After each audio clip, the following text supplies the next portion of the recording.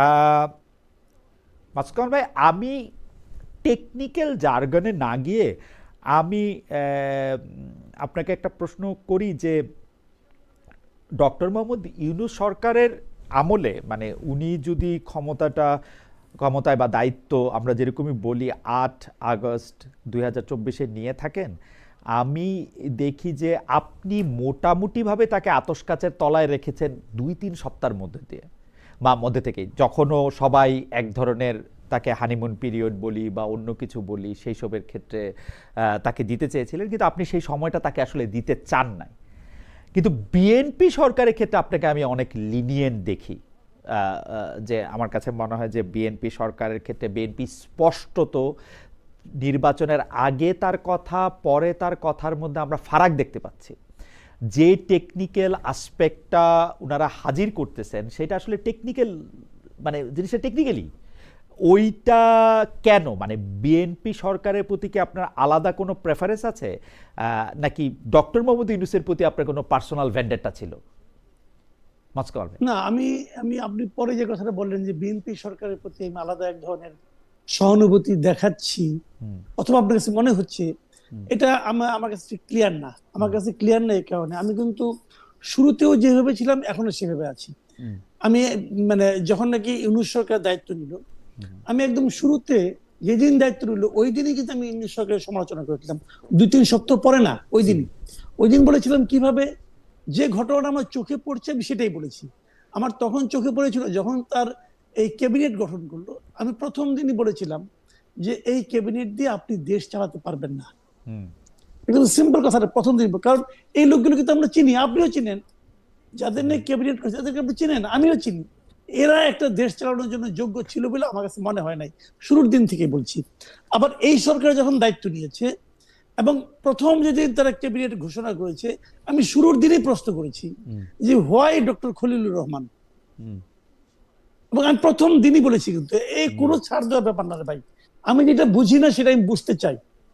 এখন আমি এরপরে কিন্তু একাধিক অনেকে আমাকে বলে, তাহলে আমি একটু যেমন আমি বলি, জি জি বলেন, যেমন আমি আরো কয়েকটা ঘটনা আমি বলেছি যে যখন তারা সিটি কর্পোরেশন গুলিতে দলীয় লোককে প্রশাসক নিয়োগ করলো, ওইটা নিয়ে প্রশ্ন করেছি, এটা আপনি কেন করলেন? এটা তো আপনার ইশতেহারের সঙ্গে সাংঘর্ষিক। ইশতেহার বলেন, 31 দফা বলেন, তাদের যে রাষ্ট্র সংস্কারে 31 দফা আছে, তার 21 নম্বর দফার সঙ্গে এটা সাংঘর্ষিক।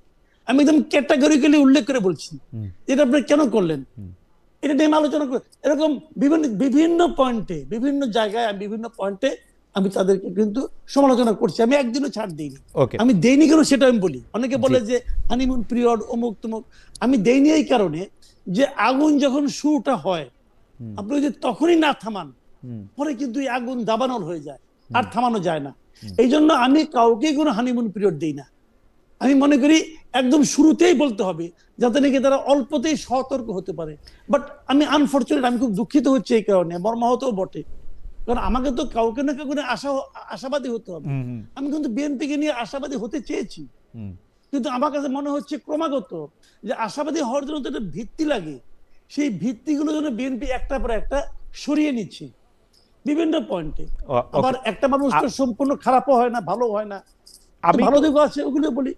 আমি একটু পয়েন্টে আসি যে এই কথা সত্য, মানে আমি 2-3 সপ্তাহ পর থেকে আপনি ক্যাবিনেটটা নিয়ে যখন প্রথমেই বলেছিলেন আমার মনে আছে, কারণ আমি আপনার কথা অফ এয়ার অন এয়ার আপনার সঙ্গে আমার এমনিতেও কথা হয়েছে, মানে টেলিভিশনের সামনে কথা হয়েছে, কারণ আমি জানি, কারণ প্রথমে আপনি বলছিলেন যে এই ক্যাবিনেটটা দুর্বল এবং কোথায় কোথায় কারা যারা আসছে এবং তাদের বয়স এবং অনেক কিছু নিয়ে আপনি আসলে মানে এবং তাদের সংশ্লেষণ, তাদের আশা, অনেক কিছু নিয়ে আপনি কথা বলেছেন, কিন্তু সমালোচনা আপনি করেছেন 1-2 সপ্তাহের মধ্যে থেকেই, যখনই আপনাকে সাথে আমার কথা হয়েছে সেইটার সময় আপনি সমালোচনা করেছেন, প্রকাশ্যই করেছেন সমালোচনা।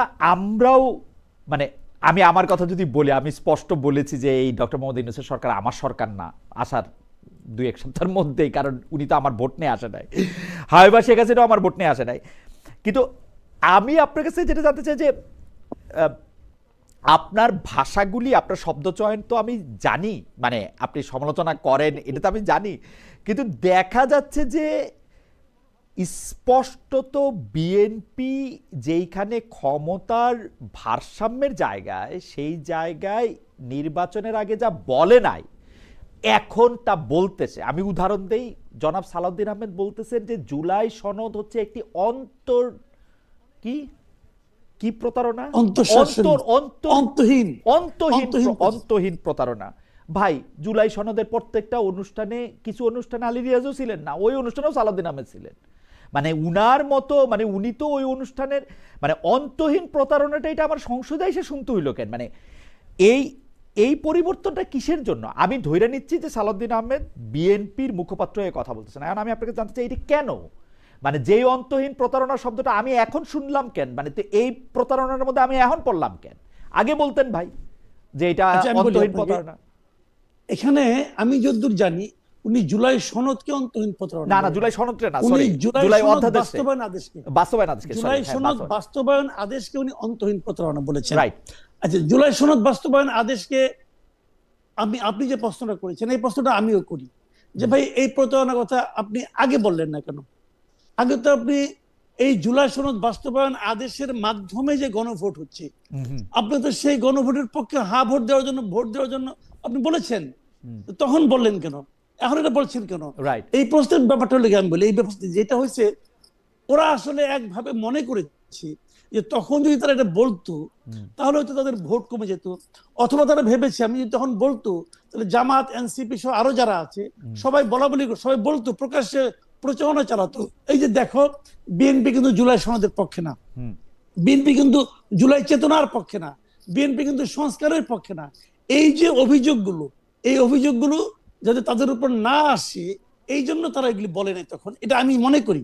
কিন্তু আমি আবার পাশাপাশি এটাও মনে করি যে ওনারা যদি এই ভয়ে না করে থাকে তাহলে তারা জনগণের সঙ্গে প্রতারণা করেছে, তারা তো জনগণকে বুঝতে দেয় নাই তারা এটা যে চায় না, তারা জনগণের কাছে মুখে মুখে বলে, আমরা বুঝেছি, কিন্তু তাদের বডি ল্যাঙ্গুয়েজে বুঝেছি, বারবার বলার পরে একবার বলছে তারেক রহমান যে আপনারা ভোট দেন, বারবার। কিন্তু আমার কথাটা হলো কি, আপনি যদি পলিটিক্স করতে আসছেন, আপনার কি জনগণের উপর আস্থা নাই? আপনি কি প্রকৃত কথাটা জনগণকে বললে আপনি কেন ভয় পাচ্ছেন জনগণ আপনাকে ভোট দিবে না? তাহলে আপনি জনগণকে একটা প্রতারণা করে ভোট নিয়েছেন, নিয়ে এখন ক্ষমতায় এসে আপনারা যা ইচ্ছে তাই করতেছেন। এটা তারা, আমি মনে করি এটা ওয়ান কাইন্ড অফ হিপোক্রেসি, এটা আমি কিন্তু মনে করি যে এটা তারা ঠিক করে না। তাদের তখনই বলা উচিত ছিল যে আমি এর পক্ষে না, তখনই বলা উচিত ছিল, বললো না কেন? তাদের আরেকটা ভয় ছিল, ওটা বললে পরে যদি ডক্টর ইউনূস সাহেব নির্বাচন আবার পিছিয়ে দেয়। কিন্তু এই ভয়টাও আমি মনে করি অর্থহীন ভয়, কারণ যদি জনগণ তার সঙ্গে থাকে তাহলে ডক্টর ইউনূসের পক্ষে ক্ষমতাও ছিল ওরা নির্বাচন পিছিয়ে দেওয়া, কিন্তু ওনারা জনগণের শক্তির উপর আস্থা রাখতে পারে নাই, এটা তাদের রাজনৈতিক ব্যর্থতা। এবং এখন যারা যেটা করতেছে তাদের আগের কথার সঙ্গে কথা মেলে না, কাজে আমি মনে করি এটা ওয়ান কাইন্ড অফ হিপোক্রেসি। এবং উনি যদি বলে থাকেন অন্তহীন প্রতারণা, অবশ্যই আমিও মনে করি জুলাই বাস্তবায়ন সনদের যে জুলাই বাস্তবায়ন আদেশ যেটা আছে এটা একটা প্রতারণা এবং এটা অবৈধ, আমি মনে করি। কিন্তু এই অবৈধের পক্ষে আপনি তো সপক্ষে ছিলেন থেকে আপনি জাতির সঙ্গে প্রতারণা করেছেন, যারা আপনার ভোটার তাদের সঙ্গে আপনি প্রতারণা করেছেন। অ্যাবসলিউটলি। আমি এইটাই আমি বলতে চাইছিলাম যে বাংলাদেশের রাজনীতিতে আপনার তো এটা জিনিসটা ডিল করতে হবে। মানে আপনি যদি নভেম্বরের মাঝামাঝি জুলাই বাস্তবায়ন আদেশ হয়েছে, জুলাই সনদ বাস্তবায়ন আদেশ হয়েছে, আপনি এটা দেখতেছেন, কিন্তু আপনি মনে করতেছেন যে আপনাকে ইলেকশন দিবে না, এই সের জন্য আপনি এমন কি আপনার চেয়ারম্যান সাহেব গিয়া বইলা আসতেছে যে আপনি হ্যাঁ ভোটও দেন। মানেটা কি? মানে খালি চেয়ারটা এইটা কামাল ভাই, আপনি যদি আমাকে আরেকটু বলেন, আমি একটু মাসকাত ভাইয়ের কাছে যাইতে চাই, আরেকটু যদি আপনি আমাকে বলেন যে মানে আমাদের তো আসলে প্রতি বছর আমরা আন্দোলন করব, সংগ্রাম করব, সরকার পরিবর্তন করব, সরকার ফেলে দেব, সেটা, কিন্তু আপনি আমাকে বলেন যে আপনি আশাবাদী মানুষ, আপনি আশার জায়গাটা কি দেখেন এই সরকারে, এই সংসদে? আমি আমার কথা বলি, আমি কতগুলি মানে বাজে কথা ছাড়া কিছুই এই পর্যন্ত দেখতেছি না আসলে।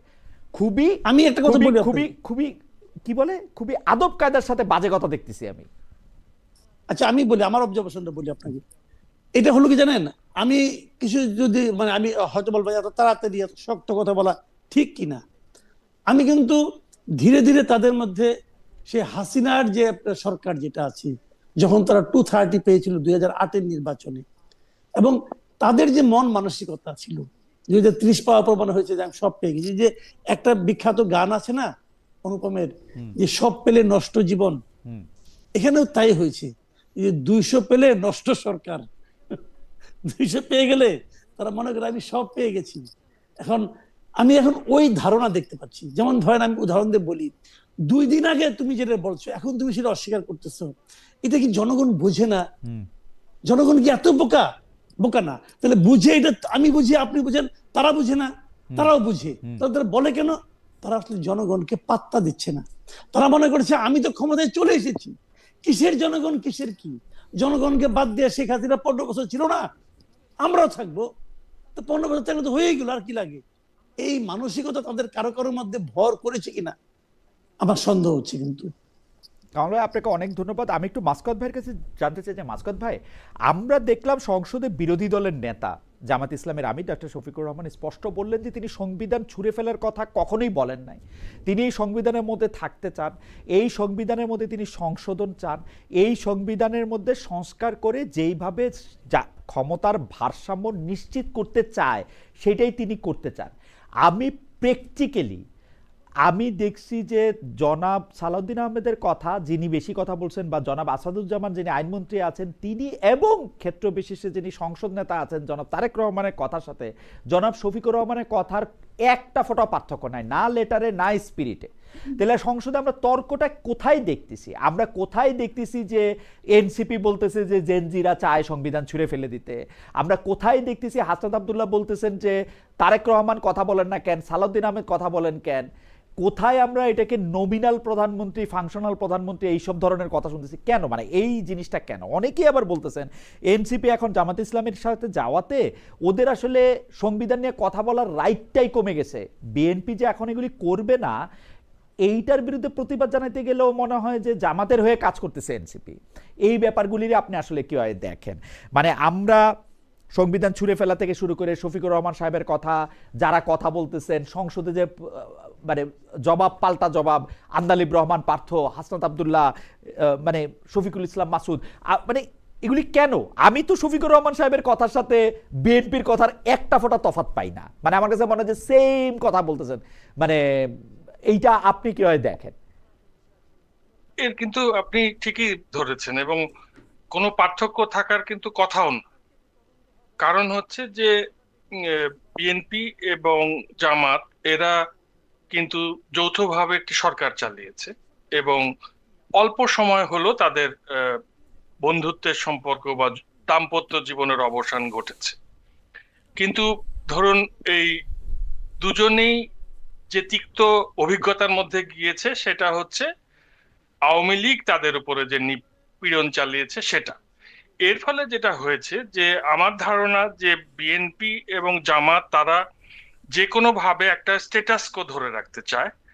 তাদের চেষ্টাটা হচ্ছে যে কোনোভাবে আর কি যেন আওয়ামী লীগ এইখানে ঢুকে পড়তে না পারে, ওই জায়গাতেই তাদের এমফ্যাসিস, এবং ওই জায়গাতে তাদের একটা যৌথতা আছে। আর একটা ব্যাপার আপনি বুঝতে চেষ্টা করেন যে এই যে চিন্তাগুলো না, যে এই যে রাষ্ট্র সংস্কারের চিন্তা, সংবিধান সংশোধন বা সংস্কারের চিন্তা, এই চিন্তাগুলো কিন্তু আসলে নতুন প্রজন্মেরই চিন্তা।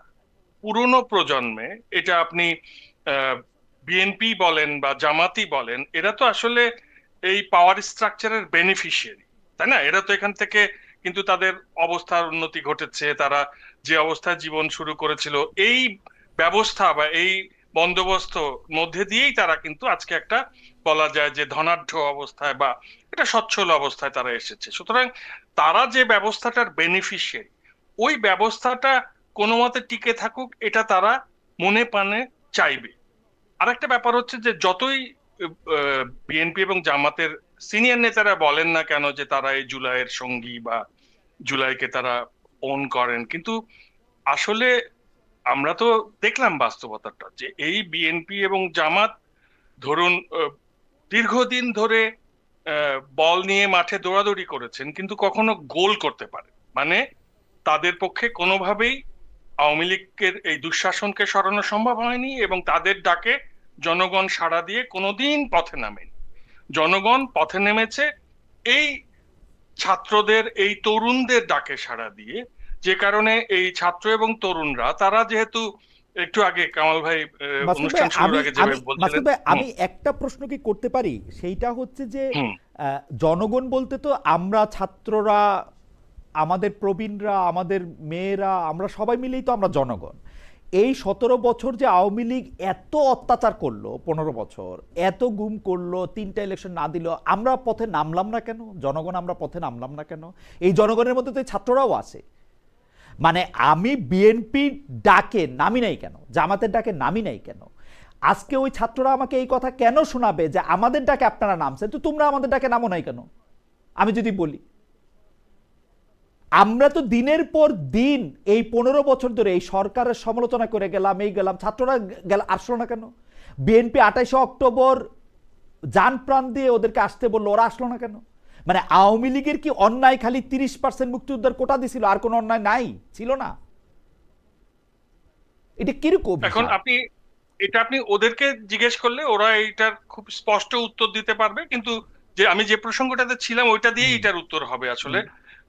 মাসুদ কামাল ভাই বলছিলেন যে ইন্টারনেটের কারণে আসলে এই যে গোটা বিশ্ব সম্পর্কে জেনে যাওয়া, গোটা বৈশ্বিক প্রেক্ষাপট, গণতন্ত্র, এগুলো সংবিধান, এই ধারণাগুলো আরো স্পষ্ট হয়েছে সবার, এবং এখানে আর কোনো জানতে কোনো বাধা নাই। এই জায়গাটাতে আমার মনে হয় যে তরুণ প্রজন্ম তারা কিন্তু যখন সংবিধান সংস্কার নিয়ে আলাপ করছে, এই রাষ্ট্র ব্যবস্থা সংস্কার নিয়ে আলাপ করছে, তারা কিন্তু সাবস্টেন্সিয়াল আলোচনাই করছে। তারা কিন্তু ধরুন ধরে ধরে যে বিষয়গুলো আমাদের সমস্যা তৈরি করছে, দুর্নীতি, এজন্য দুদক কমিশন অধ্যাদেশটা দরকার, গুম ছিল একটা বড় ধরনের সমস্যা আয়নাঘর, সুতরাং ওই অধ্যাদেশটা, গুম কমিশন নিয়ে যে অধ্যাদেশ, ওটা দরকার। আমাদের বিচার ব্যবস্থার একটা সার্বভৌম চেহারা দরকার, সেজন্য ওই যে এই বিচার ব্যবস্থাকে আমি নির্বাহী বিভাগের অধীনে বা প্রধানমন্ত্রী বা আইন মন্ত্রণালয়ের অধীনে রাখতে পারবো না। এই যে চিন্তাগুলো, এই চিন্তাগুলো নতুন প্রজন্মের মধ্যে যেভাবে দোতনা তৈরি করে, বা তারা এই ব্যাপারটাকে যেভাবে মানে আজ নিয়ে ফিল করে, কারণ ওরাই তো এই দেশটাতে আগামী বছরগুলোতে বসবাস করবে, বা তাদেরকেই তো এই ব্যবস্থার মধ্যে বেঁচে থাকতে হবে। আর পুরনো এই যে চিন্তা, বিএনপি বা জামাত, তাদের এইটা একটা, তারা দেখেছে যে 1971 সালে, 90 সালে সবসময় তরুণরা রক্ত দিয়েছে, সম্মুখ সমরে আপনি তারুণ্যকেই পেয়েছেন, কিন্তু তারপর এই রক্তের সিঁড়ি বেয়ে কি দেখা গেছে, এই বয়স্ক লোকেরা ওদেরকে বলেছে তোমরা তো ছোট ছেলে, ঠিক আছে আমরা দেখছি, বলে নিজেদের এই যে এটা জলসা ঘরটা সাজিয়ে বসেছে ক্ষমতা কাঠামো। এবারও ভেবেছে যে এই ছেলে মেয়েগুলো একটু বেশি কথা বলছে, ফেসবুক থাকার কারণেও বেশি হচ্ছে কথা, এদেরকে বুঝিয়ে সুঝিয়ে আমরা নিশ্চয়ই একটা জায়গায় নিয়ে আসতে পারব। আমার ধারণা যে পুরনো ব্যবস্থাটাকে পুরনো রাজনৈতিক দল চাইবেই, কারণ তাদের চিন্তাই পুরনো, তাদের পক্ষে নতুন রাষ্ট্রের চিন্তা করাটা অসম্ভব, না, এই কল্পনাই তাদের নাই। আমার মনে হয় যে এই কল্পনা যে তাদের নাই সেটা কিন্তু আমরা মোটামুটি 50-55 বছরে বুঝে গেছিলাম, কিন্তু নতুনদের চিন্তাও যে পুরনো বন্দোবস্তের মধ্যে ঢুকে পড়া, 6টা সিট পাবো বলে জামায়াতে ইসলামের সাথে জোট করে ফেলা, বা বিএনপির সাথে জোট করলেও আমি একই কথাই বলতাম, জামাতের এগেইনস্টে আমার আলাদা করে কিছু বলার নাই, কিন্তু জামায়াতে ইসলামী পুরনো বন্দোবস্তের রাজনীতি করবে, বিএনপি পুরনো বন্দোবস্তের, এটার মধ্যে এইটা আমার কাছে একটু শকিং লাগে আর কি। আমার কাছে মনে হয় যে তারা এটা এটা এটা না করলেও পারত। হাওয়েভার এটা তাদেরকে, আপনি ঠিকই বলছেন যে এটা তাদের, যদি তারা যদি দয়া করে কখনো আসেন, আমি তাদের কাছেই হয়তো এটা জানতে চাইবো। আমি দুইটা বিষয় আপনাদের দুজনেরই মতামত জানতে চাই। প্রথমে এইটাতে একটু কামাল ভাইয়ের মতামত একটু জানতে চাই যে কামাল ভাই, স্পিকার শিরিন শারমিন চৌধুরীকে 20 মাস মানে 2024-এর অগাস্টের 5 তারিখের পরে যে মামলাগুলি করা হয়েছিল, সেইখানে হত্যা মামলা সহ নানা রকম মামলা আছে, তাকে আসলে এখন খুঁজে পাওয়া গেল, গ্রেফতার করা হলো, রিমান্ড চাওয়া হচ্ছে, রিমান্ডে নেওয়াও হবে মনে হয়। এই ব্যাপারটাকে আসলে আপনি কিভাবে দেখেন? মানে খুব আইনের শাসন হইতেছে কিনা আমি জানি না। এটাকে আইনের শাসন না, আইনের শাসন আপনি এক ভাবে বলতে পারেন এইভাবে যে এই সরকার এমন আইনের শাসন কায়েম করেছে যে সাধারণ মানুষ গ্রেফতার হবে যদি অপরাধ করে। সেরকম ভাবে স্পিকার তো অনেক বড় পদ না, এই বড় পদের একজন লোক, তাকেও কিন্তু আইনের আওতায় আসতে হবে। এইভাবে দেখলে এটা অত্যন্ত আইনের শাসন, কোনো সন্দেহ নাই, এটা আইনের শাসন। কিন্তু বাস্তবতা হলো জানেন, বাস্তবতা হলো যে আইন তো আপনারা মানতেছেন, আপনারা তো সংবিধানও লঙ্ঘন করেন মাঝে মাঝে। এই স্পিকার নিয়ে একটা কথা বলি, সংবিধানে স্পষ্ট করে লেখা আছে যে যখন নতুন সংসদ বসবে, সেই সংসদের সভাপতিত্ব করবেন পূর্ববর্তী সংসদের যিনি স্পিকার ছিলেন তিনি। তার নেতৃত্বে নতুন স্পিকার নির্বাচিত হবেন। নতুন স্পিকার নির্বাচিত হওয়ার পর তার কাছে দায়িত্ব হস্তান্তর করে উনি চলে যাবেন। এখন যদি আগের স্পিকার পদত্যাগ করে থাকেন, তবুও নতুন স্পিকারের কাছে দায়িত্ব হস্তান্তরের আগ পর্যন্ত উনি দায়িত্বে আছেন বলে বিবেচিত হবে। তার মানে যখন নাকি প্রথম অধিবেশন শুরু হলো 12 তারিখে, তখনই কিন্তু শিরীন শারমিন চৌধুরীকে খুঁজে এনে এই কাজটা করতে দেওয়া উচিত ছিল। আইনের শাসন তো ভাই, সংবিধানের শাসন তো না। প্রায় কিন্তু বলে বিএনপি সংবিধানের শাসন, সংবিধানের শাসন, দেওয়া উচিত ছিল, দিয়েছিল, দেয়নি। তাকে এই যে খুঁজে পাওয়া যায়নি, এ সংক্রান্ত কোন বিবৃতি আপনি কোথাও পেয়েছেন? পাননি। উনি কোথায় ছিলেন কেউ জানে না। ঠিক আছে, আমরা ছোটবেলায় দেখতাম জিনিসপত্র হারাই গেলে বাড়ি চালান দেয়, তুলারাশির লোক দিয়ে দিতেন একটা বাড়ি চালান। দেখতাম যে উনাকে আপনার জাহাঙ্গীর গেট পর্যন্ত যাওয়ার পরে আর যায় না, কারণ ওখানে আবার সামরিক বাহিনী থাকে তো, ওখানে আর ঢুকে না। যা হোক, তাও মানলাম। এখন সংসদ চালু হয়ে গেছে, এখন তারা আপনারা হুট করে ইজিলি খুঁজে পেয়ে গেলেন, এবং খুঁজে পাওয়ার পর সিদ্ধান্ত নিতে পারছেন না তার বিরুদ্ধে কোন মামলাটা হবে। সকালে ভোর রাতে খুঁজে পাইছে, আমি দুপুরে 1টা পর্যন্ত টিভি স্ক্রল দেখতেছিলাম, বিভিন্ন অনলাইন দেখতেছিলাম, তখন পর্যন্ত সিদ্ধান্ত হয় নাই কোন মামলায় নেওয়া হবে। পরে জানতে পারলাম যে তার বিরুদ্ধে 6টা মামলা ছিল। 6টা মামলায় 3টায় অলরেডি তদন্ত শেষে ফাইনাল রিপোর্ট দেওয়া হয়েছে, 3টাতে ফাইনাল রিপোর্ট, তার মানে কিছু পাওয়া যায় না। বাকি 3টা তদন্ত এখনো চলছে। এখন ওইটার মধ্যে একটা লালবাগের যে মামলা, সেই মামলায় তাকে গ্রেফতার দেখানো হয়েছে। কি হবে তদন্ত খবর বলতে পারবো না। আমার প্রশ্ন হলো, উনার মতো একজন ভদ্র মহিলা, উনার, আমরা তো আওয়ামী লীগ আমলের অনেকের নামে অনেক রকম বদনাম পেয়েছি, অনেক রকম দুষ্ট কাজ করেছি বলে আমরা শুনেছি হয়েছে, এবং তাদেরকে দলে দলে গ্রেফতার করা হয়েছে, দল বেঁধে। অন্তর্বর্তীকালীন সরকারের এটা একটা মানে নেশা ছিল যে কত লোককে একটা মামলা ঢুকানো যায়, আবার পরে চাপ করলে বাদ দেওয়া যায়, এগুলো চলছিল। তো শিরীন শারমিন চৌধুরী তো এই দেশেই ছিলেন, এই দেশেরই স্পিকার ছিলেন, আমরাও তো কিছু দেখেছি উনি কেমন লোক ছিলেন, উনি কতটা খুনি ছিলেন।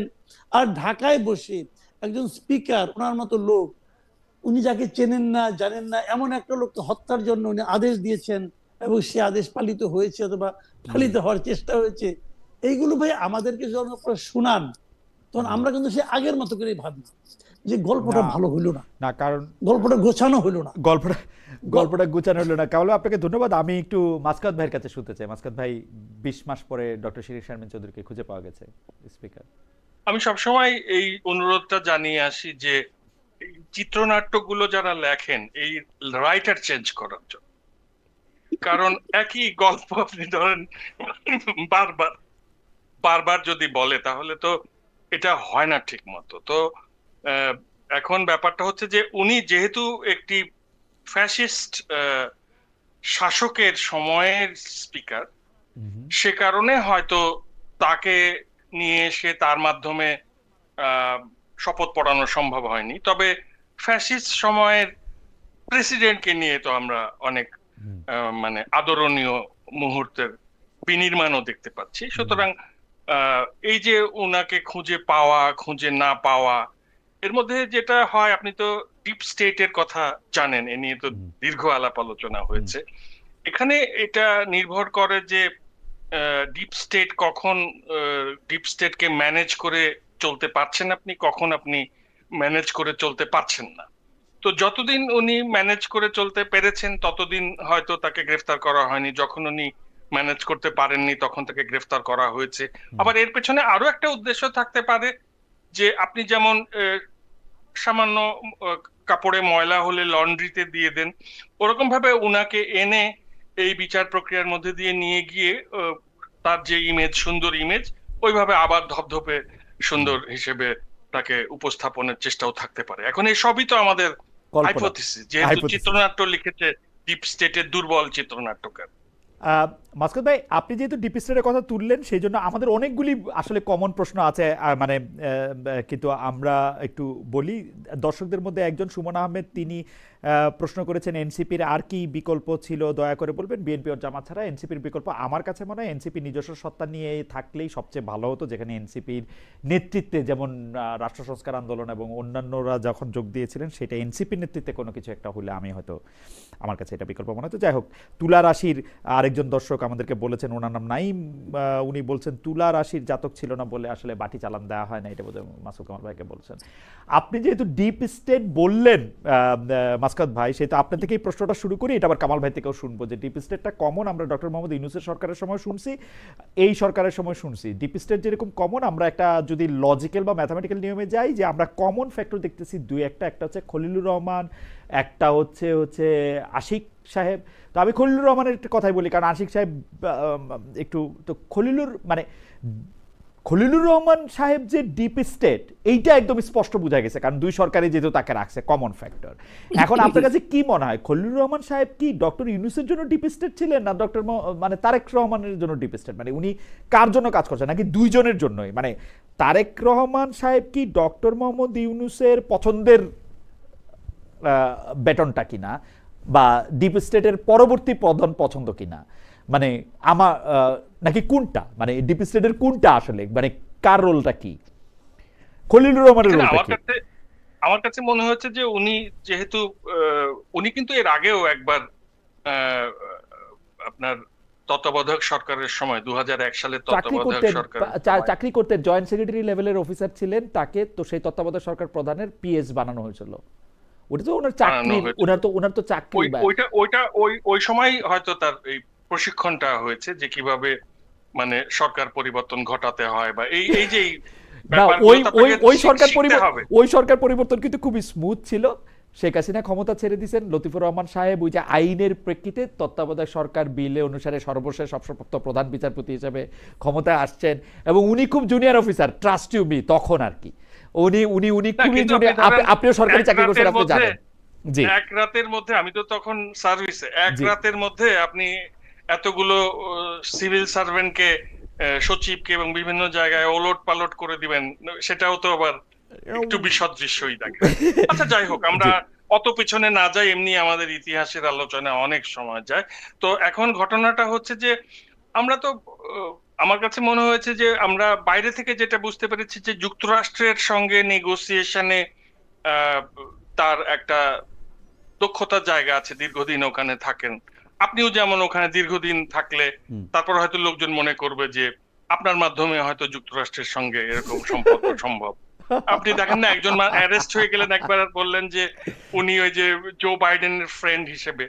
তো আপনার ব্যাপারটা হচ্ছে যে আমাদের সমাজে যে মিথ, এই মিথ কিন্তু অনেকের মানে ভাগ্য ফিরিয়ে দিতে পারে। হ্যাঁ, তো এখন আপনি যে প্রশ্নটা করেছেন সেটার উত্তর তো আমার পক্ষে দেয়া না, আমি তাহলে পরবর্তী প্রসঙ্গে চলে যাই। আমি একটু কামাল ভাইয়ের কাছে জানতে চাই, কারণ কামাল ভাই খলিলুর রহমান কামাল ভাইয়ের খুবই পছন্দের লোক। কামাল ভাইয়ের কাছ থেকে একটু জানতে চাই। তার আগে আমাকে একজন প্রশ্ন করছেন যে খালেদ মহিউদ্দিন সাহেব, তাহলে কি বিএনপি আপনার ভোট নিয়ে এসেছে? আমি ভাই ভোট দেই না, 1993 সালে পরে ভোট দেই নাই। কিন্তু ঘটনা হচ্ছে গণতান্ত্রিক হিসাবে যদি সবচেয়ে বেশি লোক যাকে ভোট দেন তাকে আমার সরকার বলতে আমার দ্বিধা নাই। সবচেয়ে বেশি লোক আপনারা যদি ধরে নেন যে ধানের শীষ ভোট পেয়েছে তারেক রহমান সাহেব, সেই হিসাবে তারেক রহমান সাহেব আমার সরকার, ইউনূস সাহেব সেই হিসাবে ভোট নিয়ে আসে না, সেজন্য আমার সরকার না। সেটা হচ্ছে এটা। খলিলুর রহমান সম্পর্কে, খলিলুর রহমান সাহেব কি ডিপ স্টেট? এবং ডিপ স্টেট হলে উনি তারেক রহমানের পক্ষে ছিলেন, ডক্টর মোহাম্মদ ইউনূসের পক্ষে ছিলেন? মানে উনি আসলে, কামাল ভাই দেখেন, আমি একটা কথা বলি, খলিলুর রহমান আসলে কি, এটা কিন্তু তারেক রহমান সাহেব এখনো ক্লিয়ার করেন নাই। কারণ মন্ত্রিসভা তো প্রধানমন্ত্রী নিয়োগ করেন, তাই না? এটাই তো নিয়ম। প্রধানমন্ত্রী ওনাকে কোন বিবেচনায় নিয়োগ করেছেন, কোন বিবেচনায় নিয়োগ দিয়েছেন, এটা এই দেশের মানুষ এখনো জানে না। উনি একবারের জন্য ব্যাখ্যা দেন নাই। তবে খলিলুর রহমান সাহেব একটা কথা বলেছেন, উনি বলেছেন আমি তো এখানে জোর করে আসিনি। কথা সত্য। মানে উনি জোর করে আসেনি, ওনাকে আনা হয়েছে। পায়ে ধরে আনা হয়েছে নাকি জোর করে আনা হয়েছে নাকি অনুরোধ করে আনা হয়েছে, এটা ওনারা, এটা তারেক রহমান সাহেব ভালো বলতে পারবেন, কারণ উনি এনেছেন। আর তো কেউ না, কারণ উনি প্রাইম মিনিস্টার, আমরা তো ওনাকে দায়িত্ব দিয়েছি দেশ চালানোর জন্য। তো সেই হিসেবে ওনার কাছ থেকে আমি একটা ব্যাখ্যা আশা করেছিলাম, তো উনি ব্যাখ্যা দেননি, হয়তো দেওয়ার প্রয়োজন মনে করেননি। নির্বাচন হয়ে গেছে, কিসের প্রয়োজন আর? জনগণ ও তো ভোট দিয়েও দেখবে, না দিয়েও দেখবে, 5 বছর ধরে তো পেয়ে গেছি, কাজে ব্যাখ্যা দেওয়ার কোনো প্রয়োজন নাই। এখন সমস্যাটা কোথায় জানেন? মানুষ যখন ব্যাখ্যা খোঁজে এবং ব্যাখ্যা না পায়, তখন মানুষ নানা রকম চিন্তা করে, নানা রকম সন্দেহ করে। সেই সন্দেহের ডালপালা প্রতিদিনই জ্যামিতিক হারে বাড়তে থাকে, এবং তখন ওইটার সঙ্গে অন্য কেউ যখন একটা অভিযোগ উচ্চারিত হয়, অন্য কেউ যখন অভিযোগ উচ্চারণ করে, তখন ওইটাও সন্দেহের মধ্যে যুক্ত হয়ে যায়। যেমন ওনারা এনাকে নিয়োগ করার পর বিরোধী পক্ষের যারা আছেন, এনসিপি অথবা জামাত ইসলাম, তারা কিন্তু স্পষ্টই বলেছেন যে এই ডিপ স্টেট হলো খলিলুর রহমান। এবং যখন ওনারা এটা বলেছেন, তখন আমরা যখন ভাবি যে হলে হতেও পারে, কারণ খলিলুর রহমান তো খুব পাওয়ারফুল ছিলেন ইউনূসের আমলে, এবং উনি একটা গুরুত্বপূর্ণ জায়গায় ছিলেন।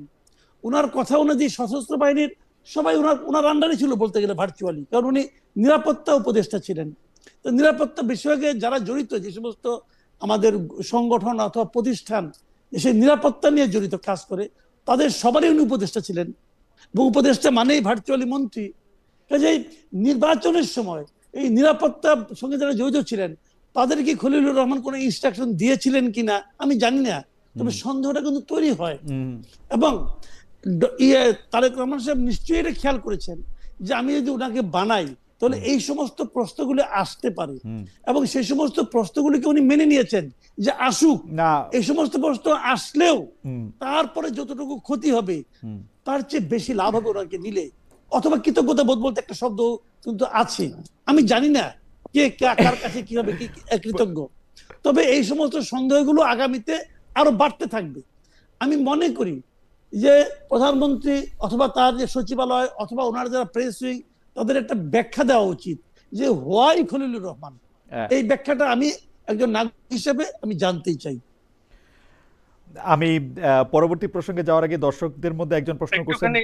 জি জি জি, না না মাসকাত ভাই আপনি। না, এখানে আমার কাছে যেটা মনে হচ্ছে উনি কিন্তু ফরেন সার্ভিসে খুব ভালো ফলাফল করে চান্স পেয়েছিলেন, এবং ওনার তো আমরা যেটা দেখেছি তার কার্যক্রমের মধ্যে ডক্টর ইউনূসের সময় থেকেই শুরু হয়েছে, সেটা হচ্ছে যে যুক্তরাষ্ট্র এবং ভারতের সঙ্গে একটা ভালো সম্পর্ক এবং ভারসাম্যপূর্ণ সম্পর্ক তৈরি করতে পেরেছেন বলে মনে হয়। তো বাংলাদেশে তো একটা মিথ আছে যে ক্ষমতায় থাকতে গেলে মাসকাত ভাই আপনাকে আমি একটা মাসকাত থেকে প্রশ্ন করি। ভারতের সঙ্গে এবং পাকিস্তানের সঙ্গে যুক্তরাষ্ট্রের সঙ্গে উনি ভালো কিছু করতে পেরেছেন, এটা আপনি কি করে বুঝলেন? কোন ঘটনার মাধ্যমে বুঝলেন? আমরা দেখেছি এই সময় ভারতের সঙ্গে আমাদের সম্পর্ক সর্বনিম্নে ছিল, এবং এই সময়ে যুক্তরাষ্ট্রের সঙ্গে একদম শেষ মুহূর্তে যে আমরা এমন একটা চুক্তি করেছি যে চুক্তিটা এখনো নন ডিসক্লোজার অবস্থায় আছে। তো এখানে ভালো সম্পর্কটা কোথায়?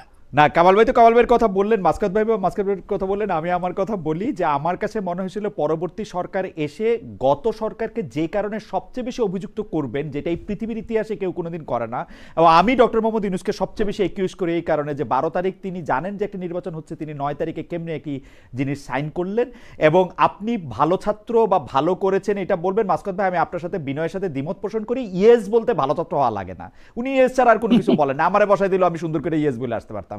আমেরিকা ইন্ডিয়া আপনার কাগজ ছাপাই দিলে আপনি ইয়েস বলবেন। আপনার কিন্তু একটা ভবিষ্যৎ আছে, কিন্তু আমার ভবিষ্যৎ যে নাই সেটা আমি জানি, এবং আমার ভবিষ্যৎ মানে না থাকলেও আমি খুশি।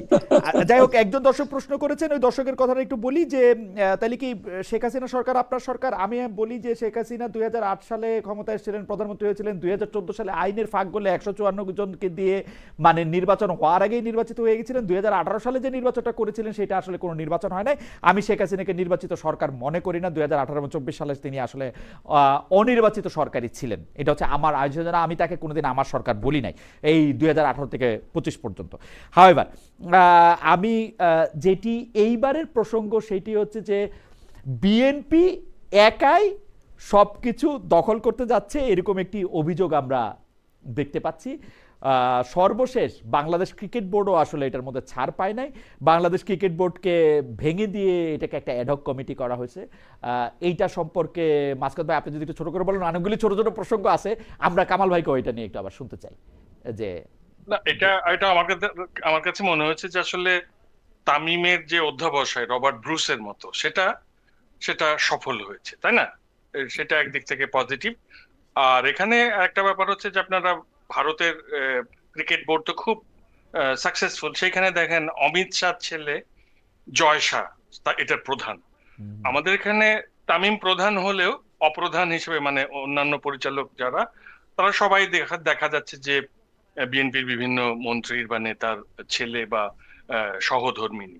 সুতরাং আমার কাছে মনে হয়েছে যে এটা তো খুব সুন্দর একটা পারিবারিক ক্লাবে পরিণত হলো। এটা একটা ভালো, যদি খেলাধুলায় ফলাফল দিতে পারে, মন্দ কি?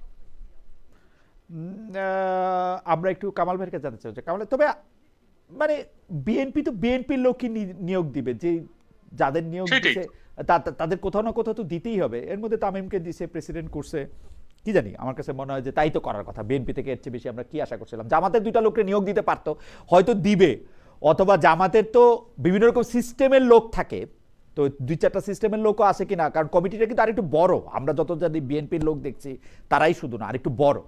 জামাতের 2জন থাকলেও বা পরে বাইর হইলে যে এরা আসলে জামাত ছিল, আমি অবাক। পরে হয়তো ওরা এসে হ্যাঁ, বলবে, পরে যে এসে ওরা বলবে যে আমরা আমি আসলে জামাতের লোক ছিলাম।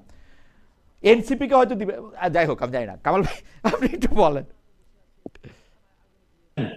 এক নম্বর কথা হলো, বিএনপি কিন্তু বলেছিল হ্যাঁ। যে তারা দলীয়করণ করবে না, হ্যাঁ, বলেছিল। এবং তারা প্রথম যে দলীয়করণ করে নাই তো, পরিবারকরণ করছে দলের আমি মধ্যে বলি নাই তো। আপনাকে, আরো বলি, খালি জি। এইটা আমি বিসিবি নিয়ে বলছি না, আমি আরো অনেক কিছু নিয়ে বলতে জি। চাচ্ছি।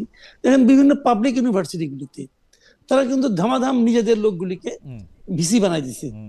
ভিসি বানানো তো একটা নিয়ম তো আছে না? আপনি তো কোনো নিয়মও মানলেন না, দিয়ে দিলেন। আচ্ছা, আপনি এখানে যেটা করলেন, দেখেন মানুষের তো একটা ভদ্রতা আছে না? আমিনুল ইসলাম বুলবুল, উনি শেষ বয়সে এসে নিয়ে, ওনাকে একভাবে নিয়ে এসে নিয়ে বিসিবি চেয়ারম্যান বানাই দেওয়া হয়েছিল। আমিনুল ইসলাম বুলবুলের তো একটা অতীত আছে। এই ভদ্রলোক আমিনুল ইসলাম বুলবুলকে ক্রিকেটের সঙ্গে যারা মিনিমাম যাদের সম্পর্ক আছে, তারা কেউ বলতে পারবে না এটা অভদ্র মানুষ, কেউ বলতে পারবে না। উনি নিতান্ত একজন ভদ্রলোক, আমরা তো টুকটাক সম্পর্কে জানি। উনি কালকে পর্যন্ত ছিলেন, আজকে উনি গেলেন একটা মাঠ দেখতে, মাঠ দেখে এসে নিয়ে এখানে ঢুকলেন, ঢোকার আগে শুনলেন যে উনি নাই, উনি ভদ্রলোকের মতো চলে গেলেন। ভালো কথা। কাকে কে আনলেন, কেন আনলেন, এবং এরা কারা? মানে আবার সেই কিন্তু নিজের ফ্যামিলির লোকজন। ভাই শুনেন, আমি একটা কথা, মির্জা আব্বাসের ছেলে, আমির খুসরু মাহমুদ চৌধুরীর ছেলে, হ্যাঁ, আপনি তো এইগুলি আনছেন। আবার ববি হাজ্জাজের স্ত্রী, মানে এরা এক একজন এত ক্রিকেট খেলছে। সালাউদ্দিন আহমদ সাহেবের ছেলে, এরা সারা জীবনে এত ক্রিকেট খেলছে, এরা না আসলে পরে ক্রিকেটের উন্নতি আর সম্ভব ছিল না। অন্যদের সম্পর্কে না, কিন্তু কারণ আমি একটু দুই পয়সা ব্যারিস্টার রাসনা ইমামের সম্পর্কে দিতে চাই। বরং ববি হাজ্জাজেরকে আমি বলতে পারি যে ব্যারিস্টার রাসনা ইমামের হাজবেন্ড, মানে ব্যারিস্টার রাসনা ইমাম কিন্তু একজন সফল আইনজীবী, তারপরে তার বাবা ব্যারিস্টার আক্তার ইমাম, প্রিসিলা পারভিন, মানে শি ইজ নট লাইক যে ববি হাজ্জাজের পরিচয় তার পরিচয় হয়েছে, আমার এটা মনে হয় আর কি। ক্রিকেটের সঙ্গে তার কোনো সম্পর্ক না, আইনজীবী তো একজন লাগবে ক্রিকেটের সাথে। আইনের সঙ্গে আপনি যখন আইসিসির সাথে কথা বলবেন, তখন আপনার একজন আসলে লাগবে এরকম। আমরা ইচ্ছা করলে, আমরা চাইলে পরে এগুলির পেছনে অনেক যুক্তি আপনি দাঁড় করাইতে পারবেন, ওনারাও পারবেন, আমরাও পারবো। কিন্তু একটা কথা আমি বলি আপনাকে, সেটা হলো জানেন কি, চক্ষু লজ্জা বলে একটা ব্যাপার আছে না? তা নাই তো। আমি একটা কথা বলি, একেবারেই নাই। চক্ষু লজ্জা জিনিসটা বাংলাদেশে নাই কামাল ভাই, এটা আপনি মনে করেন যে আছে, নাই। একটা কথা না, আমি বলছি না, আমি বলছি যে আপনি যদি সিদ্ধান্ত নেন যে আমি কোনো কিছুতে লজ্জা পাবো না, রাইট, যদি এই সিদ্ধান্ত নিয়ে মাঠে নামেন, আপনাকে লজ্জা দেওয়ার কারো কোনো ক্ষমতা নাই। এই যে আমরা আলোচনা করতেছি, আমাদের এই আলোচনা কেউ নাকি কমিটি চেঞ্জ হবে না, কিন্তু জীবনে হবে না। আমরা চেষ্টা করতেছি ওনাদেরকে বোঝানোর জন্য যে আপনি একটু লজ্জা পান, কিন্তু ওনারা তো সিদ্ধান্ত নিয়ে আসছেন না। কামাল ভাই এটা কেন হয়, কামাল ভাই এটা কেন হয় আমি আপনাকে বলি। আমিনুল ইসলাম বুলবুল ভাইও যেভাবে এসেছিলেন, মাননীয় ক্রীড়া উপদেষ্টা ওনাকে একটি ফোন করেছেন, তারপরে উনি ঠিক করেছেন যেভাবে এসেছেন, ওই আশাটাও রং ছিল। এইবার যে ইলেকশনের মাধ্যমে উনি টিকে গেলেন, ওইটাও রং ছিল।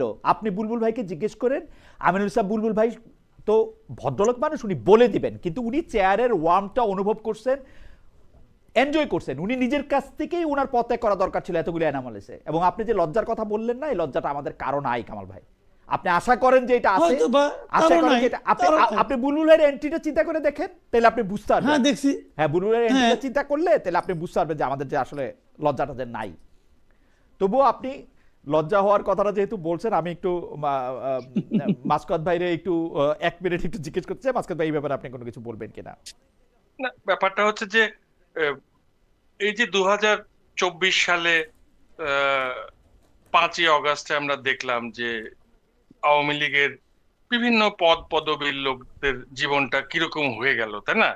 তো ওটা দেখেও তো আসলে একটা লজ্জা হওয়ার কথা আমাদের, তাই না, সমাজের অন্যান্য মানুষের, যে যারা এতদিন ওই যে ক্রিকেটের প্রেসিডেন্সিয়াল গ্যালারিতে আলো করে বসে থাকতো, আওয়ামী লীগের বিভিন্ন হোমরা চোমরা লোকেরা, বা এগুলো দেখে তো আমরা শেখার কথা ছিল, কিন্তু তাও কেন শিখলাম না আমরা, কেন একই পথে গেলাম, মানে এত কাছের একটা স্মৃতি, তাই না, দেখেন, তাও কিন্তু এটা আমাদেরকে শেখাতে পারছে না। কাজেই আর কি বলবো এই ব্যাপারে। আমরা এবার যে প্রসঙ্গটা আনছি সেই প্রসঙ্গটা একটু দর্শকদের মধ্যেও এটা নিয়ে অনেক আগ্রহ রয়েছে এবং এটা একটু গুরুত্বপূর্ণ বটে। আপনাদের দুজনের কাছে একই প্রসঙ্গ, তার আগে আমরা এটা দর্শকদের কাছেও একটু জানতে চেয়েছিলাম যে এই ব্যাপারটা। তো আপনার একটু জরিপটা আগে দেখি। জরিপটা ছিল এই বিষয়ে, আওয়ামী লীগের রাজনৈতিক কার্যক্রম নিষিদ্ধের অধ্যাদেশ সংসদে পাশের সুপারিশ করেছে বিশেষ কমিটি। প্রিয় দর্শক, দলটিকে নিষিদ্ধ রাখার এই সুপারিশ সমর্থন করেন কিনা? শতকরা 43% বলছেন যে সমর্থন করেন, শতকরা 57% মনে করছেন করেন না। 35,000 দর্শক ভোট দিয়েছেন। 35,000 দর্শক ভোট দিয়েছেন, 43% সমর্থন করছেন, 57% করছেন না। কামাল ভাই, সাধারণত আমরা মানে এইটাকে যদি আমরা ধরে নেই যে এটা আওয়ামী লীগের পক্ষে গেছে এই জরিপটা, আমি আমার ঠিকানা প্লাস ডয়েচে ভেলে জীবনে এই প্রথম কোনো জরিপ আওয়ামী লীগের পক্ষে যেতে দেখলাম, মানে সত্যি কথা। মানে ডয়েচে ভেলেতে আমি 2020 সালের 28 ফেব্রুয়ারি খালেদ মহিউদ্দিন জানতে চাই শুরু করেছিলাম, আর আজকে 2026-এর আজকে কত তারিখ, 7 এপ্রিল। আমার মনে পড়ে না কোনো একটি জরিপ কখনো কোনো আওয়ামী লীগের পক্ষে কখনো গিয়েছে কিনা, যেতে পারে, আমার মনে পড়ে না। আপনার একটু মতামত শুনতে চাই, আমি মাসকাত ভাইয়েরও মতামত শুনতে চাই একই বিষয়ে। আচ্ছা, আমি এখানে একটা কথা বলি। বাংলাদেশের মানুষের ব্যাপারটা হচ্ছে কি জানেন, বাংলাদেশ মানুষ না কাউকে ভালোবেসে ভোট দেয় না। বাংলাদেশের মানুষ এক দলকে অপছন্দ করে, এক দলের উপর হতাশ হয়, এক দলের উপর রাগান্বিত হয়। এই মানে আশাহীনতা, যেটা মানে আশাভঙ্গ, রাগান্বিত হওয়া, ক্ষোভ, তার মানে হিসেবে প্রতিক্রিয়া হিসেবে তারা তার বিপরীত পক্ষকে ভোট দেয়, সবসময় তাই করে। ভালোবাসা টাসা এটা উল্টাটা। এখন এখানে যেটা হয়, যেটা আপনি দেখছেন, এটা হয়তো আপনি বলবেন যে না অনলাইনের জরিপ, এটা তো মানুষ অনেক সময় আওয়ামী লীগের লোক ভিড় করেছে, তা আপনি কি অন্যদেরকে বলছেন তোমরা আইসো না? তা তো বলেন নাই। আপনি তো আওয়ামী লীগের লোককে জিয়াফত করে নিয়ে আসেন নাই। আগে তো জামাতের লোক আসতো, আগে বিএনপির লোক, তারা আসে না কেন? আসে না মানে তাদের মনে করে তাদের মানে মঞ্জিলে মকসুদে পৌঁছে গেছে, আর তাদের এগুলো করতে হবে না। এখন তাদের প্রতি মানুষের যে প্রত্যাশা ছিল, যখন তারা সেই প্রত্যাশাটা দেখছে যে আমার এই প্রত্যাশাটা মিটছে না, অথবা মেটার কোনো নমুনা দেখতে পাচ্ছি না, তখন তারা বলে যে আগেই তো ভালো ছিল। তাহলে এইটা বলার কারণে তারা কিন্তু এই কাজগুলি করে। অথবা এমনও হতে পারে ওদেরকে একটা মানে বলার চেষ্টা করে, তোমরা কিন্তু কাজটা ভালো করছো না, তাহলে কিন্তু আমরা আগেরদেরকে আবার পছন্দ করতে শুরু করব। এই মানসিকতাটা এখানে কাজ করে। আমি মনে করি এগুলোর থেকে সরকারের উচিত, যারা নির্বাচিত হয়েছেন, বিরোধী দলে আছেন, তাদেরও উচিত যে শিক্ষা নেওয়া, জনগণ আসলে কি চায়। কিন্তু তারা সেটা করবেন না, কারণ তাদের আশেপাশে যারা আছে তারা বোঝানোর চেষ্টা করবেন যে দেখেন এগুলো তো সব আওয়ামী লীগের লোকজন এখানে এসে লাগছে, তারা ভোট দিচ্ছে।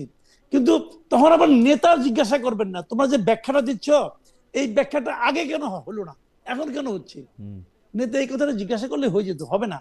এটা এইভাবেই চলবে। তারা এই বলতে মুখস্থ বলবে এগুলো আওয়ামী লীগের বট বাহিনী আসছে, তারা ভোট দিচ্ছে অনলাইনে, বলবে, বলে একজনের মানসিক শান্তি পাবে। তো এই মানসিক শান্তি আগেও পাই। আচ্ছা কামাল ভাই, এই প্রশ্নটা আপনাকে আমি প্রতিবার করি, এইবারও একটু করি। কামাল ভাই, আপনি তো আওয়ামী লীগের আমলে আওয়ামী লীগের কট্টর সমালোচকদের একজন ছিলেন, যতটুকু করা গেছে আপনি তার থেকে একটু বেশিই করছেন, আমি এরকমই বলি অনেক সময় মানুষের মানে কমফোর্ট জোন থেকে বাইরে আপনি সমালোচনা করছেন। আপনার কাছে কি মনে হয় যে আওয়ামী লীগের সমালোচনা আপনি যেসব কারণে করছেন তার কোনো একটা জিনিস আপনি যাদেরকে আওয়ামী লীগ বলেন তারা এন্ডোর্স করে, তারা মনে করে যে না এটা আসলে সমালোচিত হওয়ার মতো জায়গা, তাইলে আমরা বা আমরা আপনার কাছ থেকে এইটা কেন শুনবো যে ওই লোকদের প্রপার অধিকার, প্রপার সবকিছু, তাদেরকে কেন আমরা সেই পেটোয়া বাহিনীর অংশ হিসেবেই ভাববো না? যদি কেউ এই প্রশ্ন করে তাহলে আপনি এটা কি বলেন? কারো মুখে শুনছেন কোনো এই জিনিসটা আসলে ঠিক হয় নাই? কারো মুখে জীবনে? না, আমি বলি আপনাকে, আমি ওদের অনেকের মুখে শুনছি, মানে গোপনে, অনেকের মুখে মানে অফ দ্য রেকর্ড আমাকে তারা পার্সোনালি ফোন করছে, অনেকে ফোন টোন করে পার্সোনালি, রাইট, করে কেন আমার নাম্বার তো তাদের কাছে আছে। এখন তারা যদি আমাকে ফোন করে, আমি তো হ্যালো বলি, রাইট, হ্যালো বলার পর না আমিও কথা বলি, কিন্তু তারা আমার সাথেও কথা বলে, হ্যাঁ মানে আমার সাথেও কথা বলে, আচ্ছা, খুবই বলে। ভদ্রলোক করা ভালো জন। হ্যাঁ, এখন তারা বিরাট ভদ্রলোক ভাই, হ্যাঁ হ্যাঁ, এত ভদ্রতা আগে দেখি নাই, রাইট, যে করে।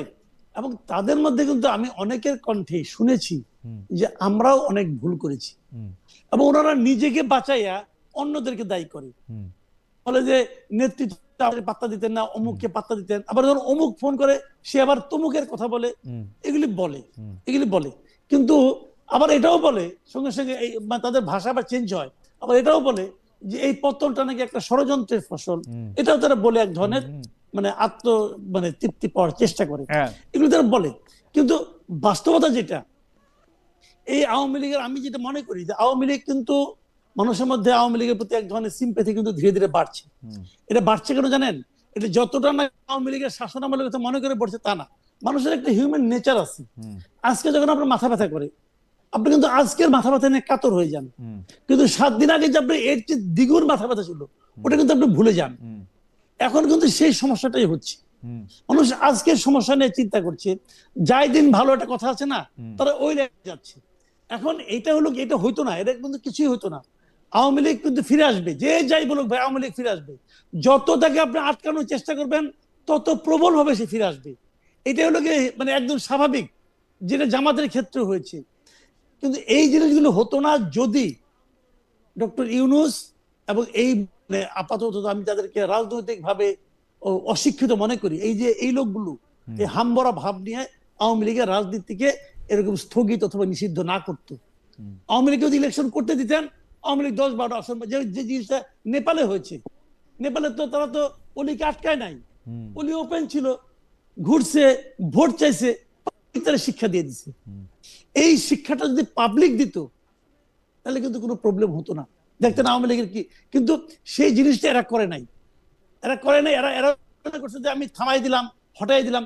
যত আপনি থামাবেন, তত আপনি দেখবেন যে ওরা আরো বিপুল বেগে মানুষের সিম্প্যাথি চলে আসবে। না কামাল ভাই, আমি আসলে ওই যে ফরমানের কথা দিয়ে আসতেছিলাম না, আমি আপনার সাথে সম্পূর্ণ একমত। ফরমান দিয়ে কোনোদিন কোনো কিছু নিষিদ্ধও করা যায় না, কোনোদিন কোনো কিছু সিদ্ধও করা যায় না। সিদ্ধ করতে পারলে ফেরদৌস আহমেদ কুরেশির দলই এখন সবচেয়ে বড় দল থাকতো, নিষিদ্ধ করতে পারলে জামাত ইসলামী এখন নিষিদ্ধই থাকতো। এগুলি কোনোদিন হয় না, সিদ্ধ নিষিদ্ধ এগুলি কিছুতে হয় না। কিন্তু আমি আওয়ামী লীগের কথা বলতেছি, মানে এই দলটা কি রিয়েলাইজ করে, বা এই দলটার সমর্থকরা কি রিয়েলাইজ করে? আপনি যেমন ব্যক্তিগত আলোচনায় তারা বলে আমাদের কিছু ভুলভ্রান্তি ছিল, কিন্তু ভুলভ্রান্তি ছিল ওবায়দুল কাদেরের, ভুলভ্রান্তি ছিল হচ্ছে সাবের হোসেন চৌধুরীর, ভুলভ্রান্তি ছিল মতিয়া চৌধুরীর, ভুলভ্রান্তি ছিল স্পিকার শিরিন শারমিন চৌধুরী, আমি জানি না আর কার চৌধুরীর, ভুলভ্রান্তি ছিল সালমান এফ রহমানের সবচেয়ে বেশি, আরাফাত সবচেয়ে খারাপ, শেখ হাসিনা নাকি ভালো লোক। মানে অদ্ভুত কথা, মানে ওরা এক একজন এক এক রকম খারাপ, শুধু শেখ হাসিনা এই কথা কিন্তু এখন প্রাইভেট আলোচনা, ব্যক্তিগত আলোচনাও বলে, মানে শেখ হাসিনা কোনো দোষ ছিল না। এখন এই দলটার মানে আমি ফরমানের কথা বলতেছি না, আপনি কি মনে করেন যে এই যে মানুষের সিম্পেথি তো আসলে মাহমুদুল্লাহ রিয়াদ অনেক সময় বাদ পড়ে গেছেন, এই কারণে আবার খারাপ খেলার জন্য বাদ পড়ছেন, আবার ফিরে আসছেন, কিন্তু উনি ভালো খেলে না। আফিফ হোসেন ধ্রুব এত খারাপ খেলছে যে ওরে নিতেই হয়েছে। মানে এইটা আপনি কি বলবেন যে মানে ফরমানের কথা যদি আপনি আলাদা করেন, আওয়ামী লীগের কোনো একটা আমরা উদ্যোগ দেখবো না যে না এটা ঠিক হয় না, খালি ষড়যন্ত্রের কথাই শুনবো আমরা? আমি একটা কথা বলি, আমার এখানে আমরা ছোট করে বলি, বুঝলে আমরা শেষ দিকে চলে আসছি তো, না আমি বড় করতে চাই আজকে অনুষ্ঠানটা, তো সেই জন্য একটু বলেন। জি, তাহলে আমি ডিটেইলে বলি। জি, বিষয়টা হলো এরকম, যদি আওয়ামী লীগের রাজনীতিটাকে আপনি নিষিদ্ধ না করতেন, তাহলে কিন্তু এই দেশে আওয়ামী লীগ অন্যভাবে গড়ে উঠতো, এবং তখন এই ট্রেডিশনাল লিডাররা আর পাত্তা পাইতো না। কারণ হয়তো কি আপনি মামলা করতেন, এবং সেই মামলা আপনি যদি আওয়ামী লীগের যত নেতা আছে সবার মামলা থাকতো, তারা কেউ ইলেকশন করতে পারতো না। তাহলে যত লোক আছে, যত লোক এমপি ছিল, যত লোক এমপির জন্য মনোনয়ন চেয়েছিল, আপনি সবাই বিরুদ্ধে কিন্তু মামলা করার সুযোগ, তারা অপরাধী, আসলে তাদের যার অপরাধের কারণে মামলা হইতো। এবং মামলা হলে পরে তখন কি হইতো, আওয়ামী লীগের তৃতীয় এবং চতুর্থ সারির থেকে কেউ না কেউ ইলেকশন করতো। যখন তারা ইলেকশন করতো, তখন কিন্তু একবার যখন করে ফেলতো, তখন কিন্তু এই যে তথাকথিত বিরাট মানে আপনার বিগ ফিগার, এরা কেউ আর পাত্তা পেত না। আওয়ামী লীগ নতুন আওয়ামী লীগ হিসেবে আসতো, ওইটা কিন্তু ভালো। কিন্তু তার না করে যখন আপনি নিষিদ্ধ করে দিচ্ছেন তখন কিন্তু যারা বাইরে আছে তারাই কিন্তু এখনো লিডার, তারাই কিন্তু এখন থেকে ফোনে বলে, ওইখান থেকে অনলাইনে বলে, এবং এদেরকে ইনস্ট্রাকশন দেয়, টাকা পয়সা পাঠায়। আমি আপনার এই বক্তব্যের সাথে শতভাগ একমত, এবং এটা শেখ হাসিনাও আসলে ক্ষমতা থাকতে চাইতেন, সেজন্য তিনি চেয়ারে থেকে ইলেকশন করতে চাইছেন আসলে। তবে এই বক্তব্যের সাথে মাসকাত ভাই একমত কিনা? মাসকাত ভাই, আপনার কথা শোনার জন্য, যে আওয়ামী লীগকে আসলে নিষিদ্ধ না করলে তারা আসলে পরীক্ষিত হতো, জনগণ তাদেরকে বর্জন করতো, তাদের চেহারাটা বাইরে হতো, এবং কে কোনভাবে জনগণের কাছে ভোট চাইতে চাইতো সেইটাও একটু দেখতে হইতো। নিষিদ্ধের পথে গিয়ে তাদেরকে প্রতি সিম্পিতির জায়গা দেওয়া হয়েছে। এই বক্তব্যের সাথে আপনি একমত কিনা? ইমরান খানের একটা কথা আমি একটু বলতে চাই। উনি একই মেসেজ অসংখ্যবার পাঠাচ্ছেন, আমি এটা বলি। উনি বলতেছেন, ঘটনা ঘটে শনিবার, খালেদ ভাই খবর পায় রবিবার, স্ক্রিপ্ট বানায় সোমবার, শুট করে মঙ্গলবার, টেলিকাস্ট হয় বৃহস্পতিবার। Meanwhile new stories, news produced already. Khaled on run to chase backlog. আমি জানি না এখন নতুন নিউজ কি চলতেছে ভাই, মানে এটা আমার ব্যর্থতা, আমি জানি না। আজকের অনুষ্ঠানটা আমরা লাইভ করতেছি, আপনি কোথা থেকে মানে জানি না আমি। মাসকাত ভাই, আপনি যদি একটু বলেন যে আওয়ামী লীগ নিষিদ্ধ না করা নিয়ে যে হাইপোথিসিস কামাল ভাইয়ের, ওইটা আপনি ঠিক মনে করেন কিনা? আসলে ওই জুলাইয়ের 36 দিনে, বিশেষ করে শেষের ধরেন 20 দিনে যেরকম হত্যাযজ্ঞ চলেছে, তাই না? এটা তো আমাদের মানে এরকম চাক্ষুষ দেখার অভিজ্ঞতা তো নাই। আমরা ইতিহাসের এরকম এথনিক ক্লিনজিং বা গণহত্যার কথা পড়েছি, ছবি দেখেছি, অল্প কিছু ফুটেজ দেখেছি, কিন্তু এইটা আমাদের চোখের সামনে হয়েছে। সেইটা ঘটানোর পরে ওইরকম একটি রাজনৈতিক দল, মানে যেখানে এটা কিন্তু রাজনৈতিক দল হিসেবেও এই হত্যাকাণ্ডে অংশ নিয়েছে। আপনি দেখেন, ওবায়দুল কাদের কিন্তু নির্দেশ দিচ্ছেন ছাত্রলীগকে, আবার সাদ্দাম হোসেন ছাত্রলীগের, সেও তার সহকর্মীদেরকে নির্দেশ দিচ্ছেন ঝাঁপিয়ে পড়ার জন্য। সব মিলিয়ে আসলে রাজনৈতিক দল হিসেবে ভূমি বাস্তবতায় হত্যাযজ্ঞ চালিয়ে, এবং তাদের সমর্থকরা ফেসবুকে এই হত্যাযজ্ঞকে ক্রমাগত সমর্থন জানিয়ে যেরকম একটা নৈতিকতার জায়গায় চলে গেছে, তাদের কিছুদিন তাদের বোধহয় আর কি এই গণতান্ত্রিক প্রক্রিয়া থেকে বাইরে থাকারই কথা, ডিসকোয়ালিফাইডই হয়েছে তারা। অন্তত আপনি দেখেন 71-এর যুদ্ধের পরে 3 বছর তো জামাত এরকম বাইরে ছিল, এবং ওই নিষিদ্ধই ছিল, এবং ওইটা আপনার বঙ্গবন্ধু হত্যাকাণ্ড না ঘটলে হয়তো আরো দীর্ঘ সময় তারা থাকতে পারতো। আমি জানি না, এখানে নৈতিকতার প্রশ্নটা চলে আসে যে এখানে ওই মানবতা বিরোধী অপরাধ যদি না ঘটতো, মানে এমনকি এরশাদের লেভেলেরও যদি ঘটতো এই অপরাধগুলো, তাহলে হয়তো ওভাবে চিন্তা করা যেত যেভাবে এরশাদ নির্বাচনে অংশ নিতে পেরেছিলেন। এটা আমি মানে আমার উত্তরটা এভাবেই হবে। তবে আমি শুধু এই হ্যাঁ, জায়গায় একটু আপনাকে প্রশ্ন করতে চাই যে আপনি 72 সালে জামায়াতে ইসলামীর নিষিদ্ধের বা জামায়াতে ইসলামী রাজনীতি থেকে বাইরে থাকার বা দল হিসেবে বাইরে থাকার, কারণ ওই সময় গোলাম আজম সাহেব, মানে যিনি জামায়াতে ইসলামের প্রধান ছিলেন, তার নাগরিকত্বই ছিল না, নাগরিকত্ব নিয়ে কথা ছিল। তিনিও আসলে মানে তার জীবনে যা দেখেছি বইয়ে আমি পড়লাম, তিনি বলছেন যে তিনি হজ করার নাম করে আসলে ম্যানচেস্টারে চলে গেলেন, সেটা উনি ওই সময় বলতেছেন, এবং আলাদা পরিস্থিতি। তারপরও আমি বলি যে এই সিদ্ধান্তটা আসলে কে নিবে? একটা কম্পিটেন্ট কোর্ট, একটা অ্যাডমিনিস্ট্রেটিভ অথরিটি, মাসকাত হাসান নাকি মাসুদ কামাল? মানে কে নিবেন আর কি এই সিদ্ধান্তটা যে আওয়ামী লীগ 3 বছর, 5 বছর, 9 বছর, 29 বছর এটার বাইরে থাকবেন? এটা কে, বা কে আমাদেরকে এটা পরিষ্কার করে বলছেন যে আন্তর্জাতিক অপরাধ ট্রাইব্যুনালে যে বিচার প্রক্রিয়া চলছে, সেখানেই তো তথ্য উপাত্তের ভিত্তিতে এই সিদ্ধান্তটা আসার কথা। পরে এটা এক্সিকিউটিভ বডি, আন্তর্জাতিক অপরাধ ট্রাইব্যুনাল কি এরকম কোনো সিদ্ধান্ত দিয়েছে? আন্তর্জাতিক অপরাধ ট্রাইব্যুনালের অবজারভেশন তো আছে, এখন ওরা সিদ্ধান্ত দেয়নি। এটা তো এক্সিকিউটিভ অর্ডারে হয়েছে। মানে আমি এইটার মধ্যে মাসকাত ভাই, আপনি জানেন মানে আমরা এতদিন ধরে এটা নিয়ে কথা বলে আসতেছি, আপনি দেখেন আমরা কিন্তু একটা খুব স্বাভাবিক পরিস্থিতি নিয়ে আলাপ করছি না খালেদ। আমরা একটা মানবতা বিরোধী অপরাধ ঘটে যাওয়ার পরে, একটা অভ্যুত্থান ঘটে যাওয়ার পরে, তার পরের বাস্তবতায় পরবর্তী সরকার যে সিদ্ধান্ত নিয়েছিল সেটা নিয়ে আলোচনা করছি। আমরা খুব স্বাভাবিক কোন পরিস্থিতির নিয়ে কিন্তু আলাপ করছি না, বা স্বাভাবিক একটি রাজনৈতিক দল নিয়ে আলাপ করছি। আমি আপনাকে মাসুদ ভাই এইটার প্রতি দৃষ্টি দিতে চাইতেছিলাম। ডক্টর মোহাম্মদ ইউনূস যখন 8 আগস্ট এসে ক্ষমতা নেন, এটা স্বাভাবিক পরিস্থিতি ছিল না। উনি তারপরে বিদেশ যাইতেন তো অনেক, তো বিদেশ গিয়ে অনেক জায়গায়, আমার যদ্দূর মনে পড়ে, এটা কোথায় কারে ইন্টারভিউ দিতে গিয়ে আমার মনে নাই, কিন্তু উনি কিন্তু বলছেন যে তার সরকার কোনো জায়গায় মানে কোনো একটি রাজনৈতিক দলকে, ডক্টর মোহাম্মদ ইউনূস বলছিলেন যে তার সরকার আসলে কোনো একটি রাজনৈতিক দলকে নিষিদ্ধের পক্ষে না, নিষিদ্ধের পক্ষে যে না, তিনি এটি নিষিদ্ধ না করে এটা বুঝাইতেছিলেন। 2025-এর মে মাসে যমুনা ঘেরাও করে এনসিপি, বিএনপি, জামাত ইসলাম, আমি বিএনপিকে নাম জানি না, বিএনপি পরে এটা মানে অংশগ্রহণ না করলেও এটা বিরোধিতা করেন, এনসিপি আর জামাত ইসলামীকে ওনাকে চাপ দিয়া এইটা আবার উনি করলেন। তাহলে আমি এটা কেমনি বুঝবো যে সিদ্ধান্তটা কে নিছে? মানে উনি কি অনিরাপদ নিজেরা বোধ করতেছিলেন সেই জন্য করলেন সিদ্ধান্তটা? মানে কেন, কি জন্য নিলেন?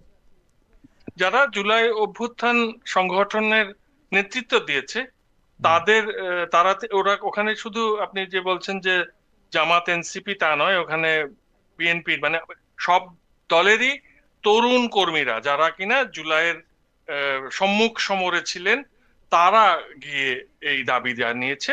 যেহেতু তাদের সতীর্থরা নিহত হয়েছে, তাদের বন্ধুরা এখানে শহীদ হয়েছে, পঙ্গু হয়েছে, সেই কারণে তাদের পক্ষ থেকে ওই দাবিটা এসেছে যে এই দলটির নৈতিকতা আছে কিনা যে এই পরিস্থিতিতে রাজনীতি চালিয়ে যাবে। ওকে, দাবির প্রেক্ষিতে দাবি মানান নিয়ে আমার কোনো আপত্তি নাই। আমার বন্ধুরা শহীদ হয়েছে, আমার পাশের লোক গুলি খাইছে, সেই জন্য আমি এটা দাবি জানাই। কিন্তু আপনার কাছে কি মনে হয়েছে যে অ্যাডমিনিস্ট্রেটিভ প্রধান হিসেবে যে অ্যাডমিনিস্ট্রেটিভ অর্ডারটা ডক্টর মোহাম্মদ ইউনূস দিয়েছেন সেটা পরিষ্কার ছিল, সেটা আইনানুগ ছিল, সেটার ক্ষেত্রে উনি পরে দিয়ে গিয়ে আবার সুপ্রিম কোর্টের ব্যাখ্যা চাইছেন বা এটার মধ্যে একটা মামলা করছেন, এরকম কোনো কিছু আপনি দেখছেন বা এখন পর্যন্ত দেখেন? মানে কেন এই মানে এই পজিশনটা কেন? আপনি আরো একটা ব্যাপার দেখেন যে এটা কিন্তু অনেক সময় পরে এসে করা হলো, মাঝের সময়টাতে আপনি যে কথাটা নিজেই কামাল ভাইকে একটু আগে জিজ্ঞেস করলেন যে বিন্দুমাত্র অনুতাপ কি কোথাও দেখা গেছে? তা কিন্তু দেখা যায়নি। মানুষ তো একটা ভুল করে ভুল স্বীকার করে, অনেক সময় কিন্তু একটা গুডউইল জেস্চার থাকলে তখন জনমত সেইভাবে প্রভাবিত হয় যে হ্যাঁ, মানুষটা এরকম একটা অপরাধ করেছিল, এরকম একটা ভুল করেছিল, এখন তারা অনুতপ্ত। তখন কিন্তু ওইভাবে পাবলিক সেন্টিমেন্টটা কাজ করতো না। আপনার কিন্তু পাবলিক সাইকি কিন্তু জুলাই অভ্যুত্থানের ম্যান্ডেটেই কিন্তু ও ইউনূস সরকার, সেই ম্যান্ডেটেই ইলেকশন, সেই ইলেকশনেই আজকের বিএনপি সরকার, এই পুরো ঘটনাবলী কিন্তু একটা ডোমিনো এফেক্ট। রিমোর্স নিয়ে একটু ডেভিলস অ্যাডভোকেট হয়ে একটু বলি, আওয়ামী লীগ সরকারে যারা ছিলেন বা আওয়ামী লীগের যারা সমর্থন করেন তাদের রিমোর্স দেখানোর কোনো সুযোগই ছিল না। দূরবর্তীভাবে আওয়ামী লীগের সাথে কোনো যোগসূত্র থাকলেও ঘর জ্বালায় দেওয়া হয়েছে, দোকান জ্বালায় দেওয়া হয়েছে, ব্যবসা বন্ধ করে দেওয়া হয়েছে, মেরে ফেলা হয়েছে, মামলা দেওয়া হয়েছে, বিদেশে পালায় যেতে হয়েছে। এখন আপনি রিমোর্সটা কার কাছে দেখাবেন? মানে আপনার কাছে কি কোনোভাবে মনে হয়েছে যে এই আওয়ামী লীগ যারা সমর্থন করে বলে আমরা যাদেরকে বলতেছি তাদের প্রতি আপনার মানে বিন্দুমাত্র ন্যায় বিচার করার মানসিকতা আমাদের ছিল? কি কারণে ছিল না সেটা অন্য কথা। আমরা জুতার মালা দিতেছি, আমরা শিক্ষকদেরকে চড়ায়া থাপড়ায়া এখান থেকে বাইর করে দিতেছি, আমরা বলতেছি এইটাই আমরা করব, এবং আমরা জিজ্ঞেস করতেছি ভাই এটা করে কি তোমরা ঠিক করতেছো? এখন আমরাও দোষর ট্যাগ খাচ্ছি। আমার স্যার আমাকে বলতেছে আপনার কথা ফেসিস্টদের পক্ষে চলে যাচ্ছে, আলী রিয়াজ প্রফেসর। তো এইটা ওরা কেমনে রিমোর্স দেখাবে মাসকাত ভাই, আপনি আমাকে একটু বলেন। ব্যাপারটা হচ্ছে যে এই আওয়ামী লীগ তার কৃতকর্ম যখন তারা যে কাজগুলো করছিল ওই সময় কিন্তু বারবার ওবায়দুল কাদের আশঙ্কা প্রকাশ করছেন যে আমরা যদি ক্ষমতা থেকে চলে যাই আমাদের পিঠে চামড়া থাকবে না, আমাদের 1 লাখ মানুষ মারা যাবে। অতদূর পর্যন্ত ঘটনাটা যায়নি। হ্যাঁ, আপনি কিন্তু অন্তত এইটা আমাদের দেশের জনগণকে আপনার দিতে হবে যে তারা অতদূর যায়নি। আরো একটা ঘটনা আপনি আপনি আরো একটা ঘটনা যেটা উল্লেখ করলেন না, সেটা হচ্ছে যে ঢাকা শহরে বা ফেসবুকে আপনি যেরকম সম্পর্ক দেখেন, গ্রামে কিন্তু সম্পর্কগুলো ঠিক ওই রকম। বাংলাদেশের 64টা জেলায় স্কুল কলেজ থেকে টিচারদের থাপড়ায় বাইর করানো হয়েছে। এমন কোন জেলা নাই যেখানকার কলেজের শিক্ষকরা যদি দলীয় কর্মীর মতো আচরণ করে থাকে, টিচার যদি জুলাই মাসে এই হত্যাযজ্ঞকে সমর্থন করে থাকে এবং সে টিচার যদি ওইখানে ধরেন একজন ফ্যাসিস্টের মতো আচরণ করে থাকে, তাহলে শিক্ষক হিসেবে তার নৈতিকতা প্রশ্নবিদ্ধ হয়। আমি যাই হোক, আমি ওটার এত ডিটেলে যাচ্ছি না, কিন্তু আপনাকে আমি একটা জায়গায় নিয়ে যাই যে এই বিএনপির লোকেরাই কিন্তু বা এই জামাতের লোকেরাই কিন্তু আওয়ামী লীগের অনেককে শেল্টার দিয়েছে, ধীরে ধীরে দেখবেন যে গ্রামগুলোতে কিন্তু এক ধরনের রিকনসিলিয়েশন হয়ে গেছে, 2 বছরে আরো হবে। আপনি যে আশঙ্কাটা করছেন সেটা আসলে বড়দের মধ্যে, হ্যাঁ, বিগ শটদের মধ্যে। সেই জায়গাটা রিজলভ করতেই বেশি প্রবলেম হয়। গ্রামের মানুষকে নিয়ে বেশি চিন্তা করেন না, ঢাকা থেকে বেরোলেই কিন্তু বাংলাদেশটা মোটামুটি আমি কিন্তু শান্তিপূর্ণ আমি কিন্তু মাঝখান আরেকটা চেহারা দেখি, শুধু বলার জন্য বলে রাখি। আমাদের সাবেক প্রেসিডেন্ট জনাব আব্দুল হামিদ থাইল্যান্ড কেমনে গেলেন, দুইজনের চাকরি চলে গেছে। চাকরি চলে গেছে মানে কি, তাদের বিরুদ্ধে হচ্ছে মানে ডিভিশনাল ইনকোয়ারি হয়েছে, অ্যাডমিনিস্ট্রেটিভ ইনকোয়ারি হয়েছে। উনি আবার পরে ফিরাও আসছেন, দেশেও আসছেন, দেখা গেছে উনি সবাইরে বইলেও গেছেন, যাইয়াও গেছেন। জাহাঙ্গীর সাহেব বলে একজন লোক ছিলেন স্বরাষ্ট্র উপদেষ্টা, মানে উনি তখন বলছিলেন আমি আজকের মধ্যে বাইর করবো, কিভাবে উনি চলে গেলেন আমাদের সবার চোখে ধুলা দিয়া। আমি 100% নিশ্চিত যে যেহেতু প্রেসিডেন্ট প্রধানমন্ত্রীর প্রটোকল পান, তার কাছে কাগজটা দিয়ে তিনি সাইন করে তিনি ইউনিভার্সিটি দেখায় তিনি নিয়ে গেছেন। আমরা এইসব নাটকবাজের মধ্যে ছিলাম। তারপরও আমি একটু কামাল ভাই আপনার কাছে একটু জানতে চাই, আমাদের এই প্রসঙ্গটা আর আরেকটা প্রসঙ্গ আছে, আর দুইটা মাত্র প্রসঙ্গ আপনাকে দিয়ে একটু শুরু করতে চাই, আর হচ্ছে ইন্টারন্যাশনাল প্রসঙ্গটা আমরা শেষ করব। এই যে সংবিধান সংস্কার, সংসদের সংস্কার, এইগুলি নিয়ে আমরা যখন ব্যস্ত আছি তখন হামে শিশু মৃত্যু করতেছে। অনেকে বলতেছে যে ইউনূস সাহেবের যে খুবই যোগ্য স্বাস্থ্যমন্ত্রী ছিলেন ডক্টর নূরজাহান, আমরা খুবই খুশি হয়েছিলাম তার স্বাস্থ্যমন্ত্রীর পদে তার নিয়োগে। তার মানে কি বলবো, তার মানে তার অনেকে বলতেছেন আর কি যে তিনি একটা ভালো কাজ করতে গিয়ে হামের টিকার কিছু সমস্যা হয়েছে, যেটা উনি ভালো করতে গিয়ে। এইসব ব্যাপারে আসলে কি বলতে আপনারা চান, এবং সরকার আর কতদিন ইউনূস সরকারের উপরে দায় দিবে? মানে আমরা ইউনূস সরকারকে 18 মাস দায় দিতে দেখছি হচ্ছে আওয়ামী লীগ সরকারে, আর বিএনপি জামাত এনসিপি আমাকে ঝামেলা করে, আমি এখন অভিমান করে চলে যাব, এখন নাহিদ আইসা আবার বুঝাইলে টুজাইলে আবার উনি থাকেন। এইটা আর কতদিন চলবে আর কি? আর না, হামের যে ব্যাপারটা না, এটা আমি বলি আপনাকে। জি, হামের ব্যাপারটার জন্য কিন্তু দায় দেওয়ার ব্যাপার না, হামের ব্যাপারটার জন্য দায়ী একদম ইউনূস সরকারই দায়ী। ওনারা এই টিকাগুলি দেননি এবং দিতেও চাননি, ওনারা এটা গুরুত্বও বুঝেননি। এই ভদ্র মহিলা আপনি বলেন না ডক্টর নূরজাহান, ডক্টর না ভাই, সে খালি নূরজাহান বেগম। ও ডাক্তার, ও সরি উনি ডাক্তার না, আমি খালি ভুলা যায়, না উনি ডাক্তার না, সরি, উনি খালি নূরজাহান। নূরজাহান তো বুঝেন দুনিয়ার মানে জাহানের দুনিয়ার আলো, হ্যাঁ, এত নূর, এই নূর দিয়ে উনি যা করছেন সব সারখার করে দিয়েছেন আর কি। দেখেন আমি একটা কথা বলি, সেটা হলো কি, আমাদের এখানে শিশুদের ব্যাপারে সেন্সিটিভ হওয়া উচিত সবারই। এই যে আমাদের আমরা হাসিনার আমলে যে মারামারিটা হলো, শেষে যে আপনার যে অভ্যুত্থানটা হলো, গণ অভ্যুত্থান, গণ আন্দোলন বলেন আপনি, এই গণ আন্দোলনটা কিন্তু এতটা তীব্র হতো না যদি ওই সময় কয়েকটা শিশু মারা না যেত, এবং শিশুগুলো নিরীহ, মানে একটা শিশু ভাই এটা সে তো মানে অসীম সম্ভাবনাময় একটা মানে মানুষ, তাই না? আমি কিন্তু জানি, আপনি তো জানেন মাসুদকে বলে দেওয়ার ক্ষমতা আর কি আছে। আমি তো শেষ মুহূর্তে চলে আসছি জীবনের শেষ প্রান্তে, আপনিও মোটামুটি একটা জায়গায় আসছেন, ডক্টর ইউনূস তো এই এক পা দিয়ে দিচ্ছেন। এই সমস্ত লোকের চেয়ে কিন্তু একটা শিশু ইম্পর্টেন্ট অবশ্যই। এবং আমার কথা হলো কি, সেই জুলাই আন্দোলনে যদি আপনার 7-8 জন শিশুর হত্যা নিয়ে, মৃত্যু নিয়ে আমরা এত হইচই করতে পারি, এখন 113 জন শিশু মারা গেল ভাই একটা নিছক একটা সরকারি অবহেলার কারণে, তো তার বিচার হবে না? কে দায়ী? নূরজাহান বেগম দায়ী নাকি মানে পারভিন বেগম দায়ী, না কে দায়ী? এটা আমি জানার কোনো আগ্রহ নাই। এটা দায়ী কে সেটা খুঁজে বের করেন। আমি বললাম একজনের কথা, আপনি আবার নূরজাহান বেগমের প্রতি একদম দুর্বলতা অনুভব করতে পারেন, আপনি বলবেন আরেকজনের কথা। এই বলাবলির দরকার নেই তো। এই মুহূর্তে আমি মনে করি দ্রুত একটা ইনকোয়ারি কমিটি হওয়া উচিত, হয়ে অথবা এগুলি প্রত্যেকটা ক্ষেত্রে হত্যা মামলা হওয়া উচিত। যদি ওই শিশু মৃত্যুর কারণে, যদি অথবা একটা মানুষের মৃত্যুর কারণে যদি শিরিন শারমিন চৌধুরীর বিরুদ্ধে হত্যা মামলা হতে পারে, তাহলে এই শিশুগুলির মৃত্যুর কারণে কেন নূরজাহান বেগম অথবা ওনার একদম মানে কৈশোর থেকে সুপরিচিত ডক্টর ইউনূস, কেন লামিয়া সাহেব, লামিয়া মোর্শেদ, এদের সবার নামে কেন মামলা হবে না? এই জিনিসটা আপনি আমার বুঝান তো ভাই। আমার মনে হয় যে এটা আপনি বুঝান, সবাইকে মামলার আওতায় আনতে হবে, এবং হত্যা মামলার যে বিচার, সেই বিচারটা এদের বিরুদ্ধে করতে হবে। আমি একটা কথা বলে শেষ করি, হাম যে রোগটা হচ্ছে, হাম কিন্তু একটা কিউরেবল ডিজিজ, এটা কিন্তু অত জটিল রোগ না, এটা কিন্তু ম্যানেজমেন্ট, বড় কোনো ওষুধও লাগে না, এটা সিম্পল একটা ম্যানেজমেন্টের ব্যাপার। তো আমি মনে করি যে যদি হাম হয়েছে ওই কারণে, হামে যে মারা গেছে, এটা কিন্তু আবার এই সরকারের দায় নিতে হবে। এটাকে হামে মারা যাবে কেন? হামে তো লোক মারা যাওয়ার কথা না, হামটাকে ম্যানেজ করতে পারলেই হয়। এখন আমি আমাদের স্বাস্থ্যমন্ত্রী বলবো, স্বাস্থ্যমন্ত্রী একজনকে নিয়োগ করছে আল্লাহ রহমতে, উনি আরেক প্রতিভা। উনি বলে কি যে এখন আর রুগীরা ডাক্তারের পিছনে দৌড়াবে না, ডাক্তার রুগীর পিছনে দৌড়াবে।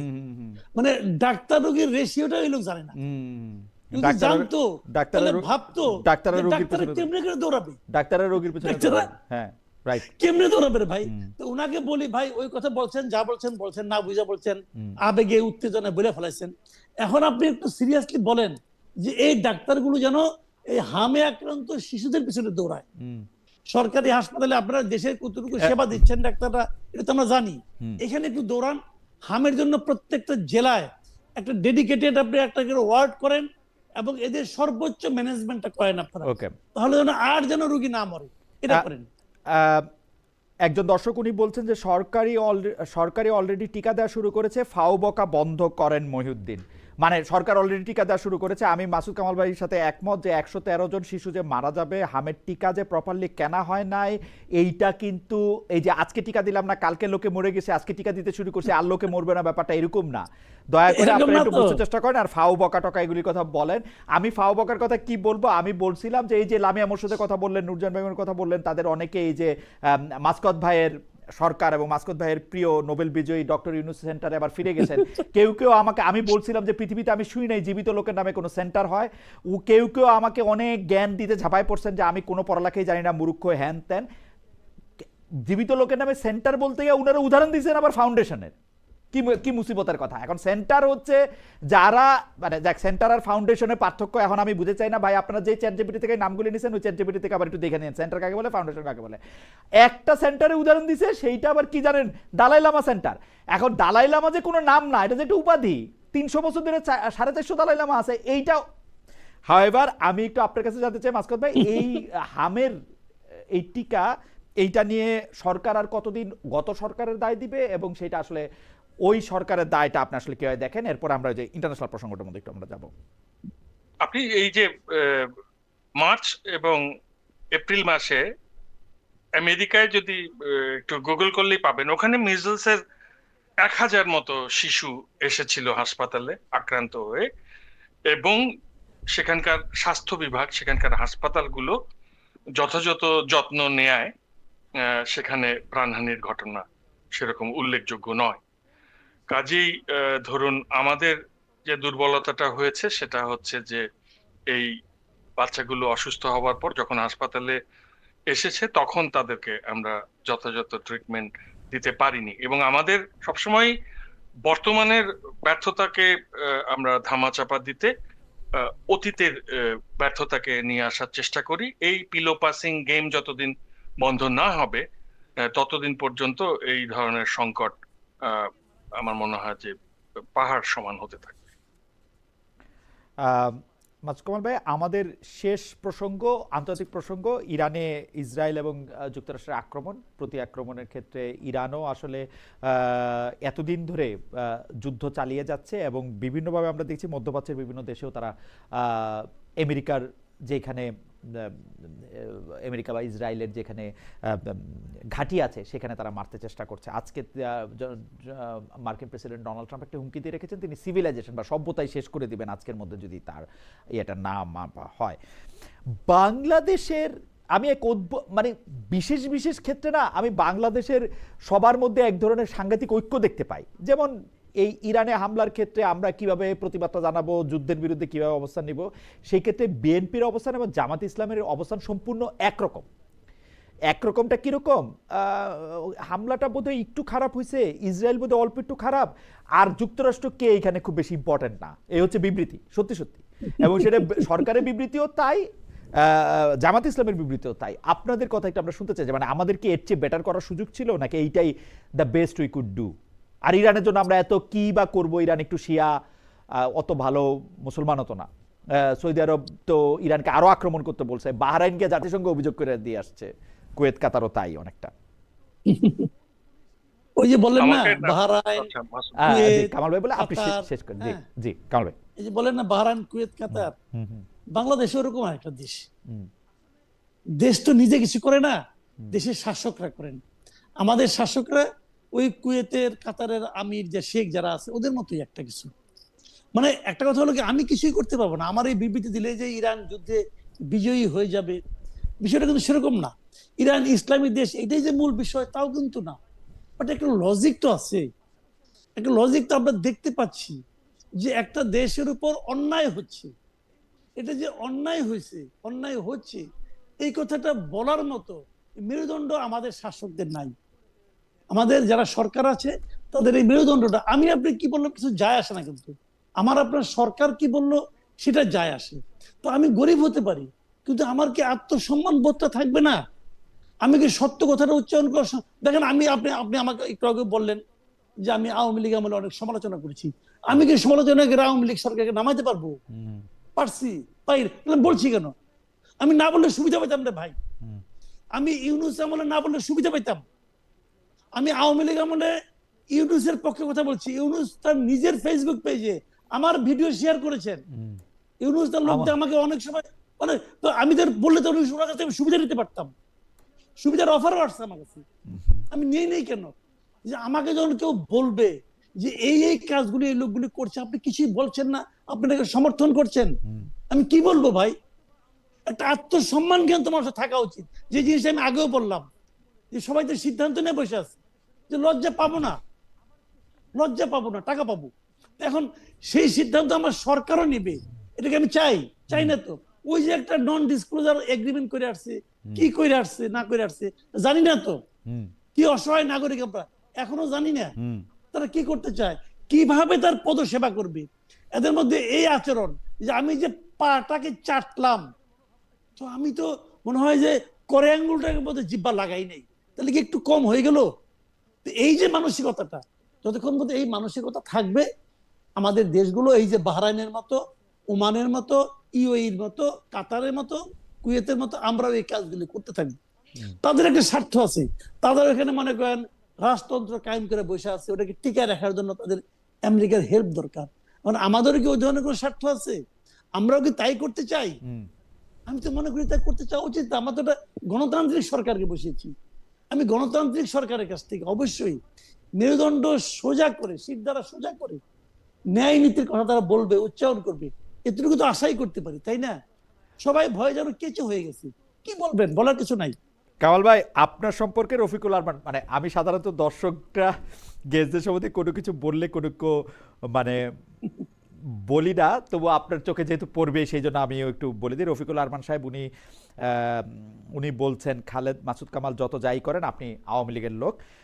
উনি এইটার আবার একটু মানে সাপ্লিমেন্ট দিচ্ছেন, আমি 2012 থেকে আপনাকে ফলো করছি, আপনি মূলত আওয়ামী লীগের লোক। হাওয়েভার আমি একটু মাসকাত ভাই আপনাকে আমার মূলটা যেন খুঁজে পেয়েছেন, এই জন্য ওনাকে আমার অনেক ধন্যবাদ, উনি নিশ্চয়ই অনেক পরিশ্রম করেছেন। এই প্রসঙ্গে আমার একটুখানি বলার আছে যে মাসুদ কামাল ভাইকে আমি যতদিন ধরে চিনি, ওনাকে আমার সেই ডায়োজিনিসের মতন মনে হয়, যে সবসময় আলেকজান্ডারকে বলেছে আপনি একটু সরে দাঁড়ালে আমার গায়ে রোদটা লাগবে।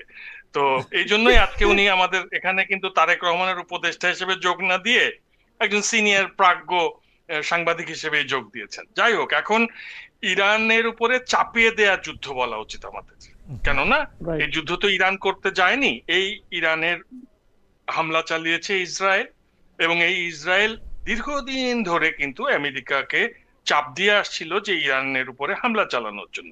কিন্তু ইরানের যে ডেমোক্র্যাট সরকাররা বিশেষ করেছিলেন, তারা বলেছে যে না, আমরা স্যাংশন পর্যন্ত যেতে পারি কিন্তু হামলা চালাতে পারবো না।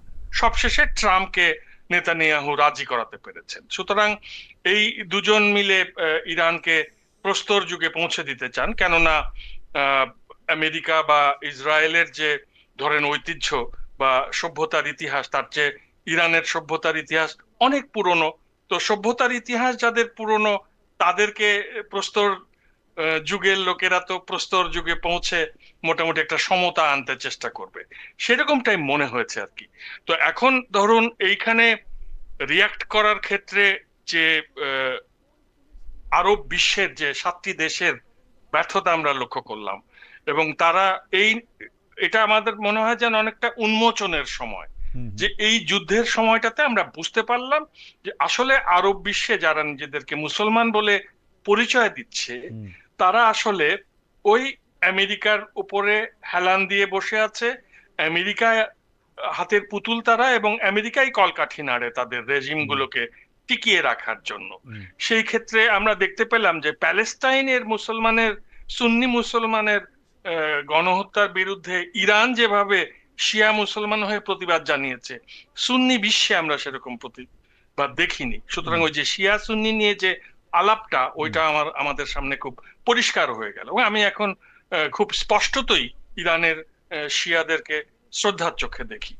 আর বাংলাদেশের ক্ষেত্রে বাংলাদেশের বাস্তবতাটা কিন্তু আপনাকে একটু আমাদের অর্থনৈতিক অবস্থা দিয়েও দেখতে হবে, যে আমাদের ওই 7টা দেশ, যেই দেশগুলো মোটামুটি আমেরিকার তালুকে বসবাস করে, সেইখানে আমাদের দেশের অনেক কর্মী আছে, হ্যাঁ, এবং তাদের রেমিটেন্সের উপরেই কিন্তু আমাদের অর্থনীতি বেশিরভাগটা নির্ভর করে।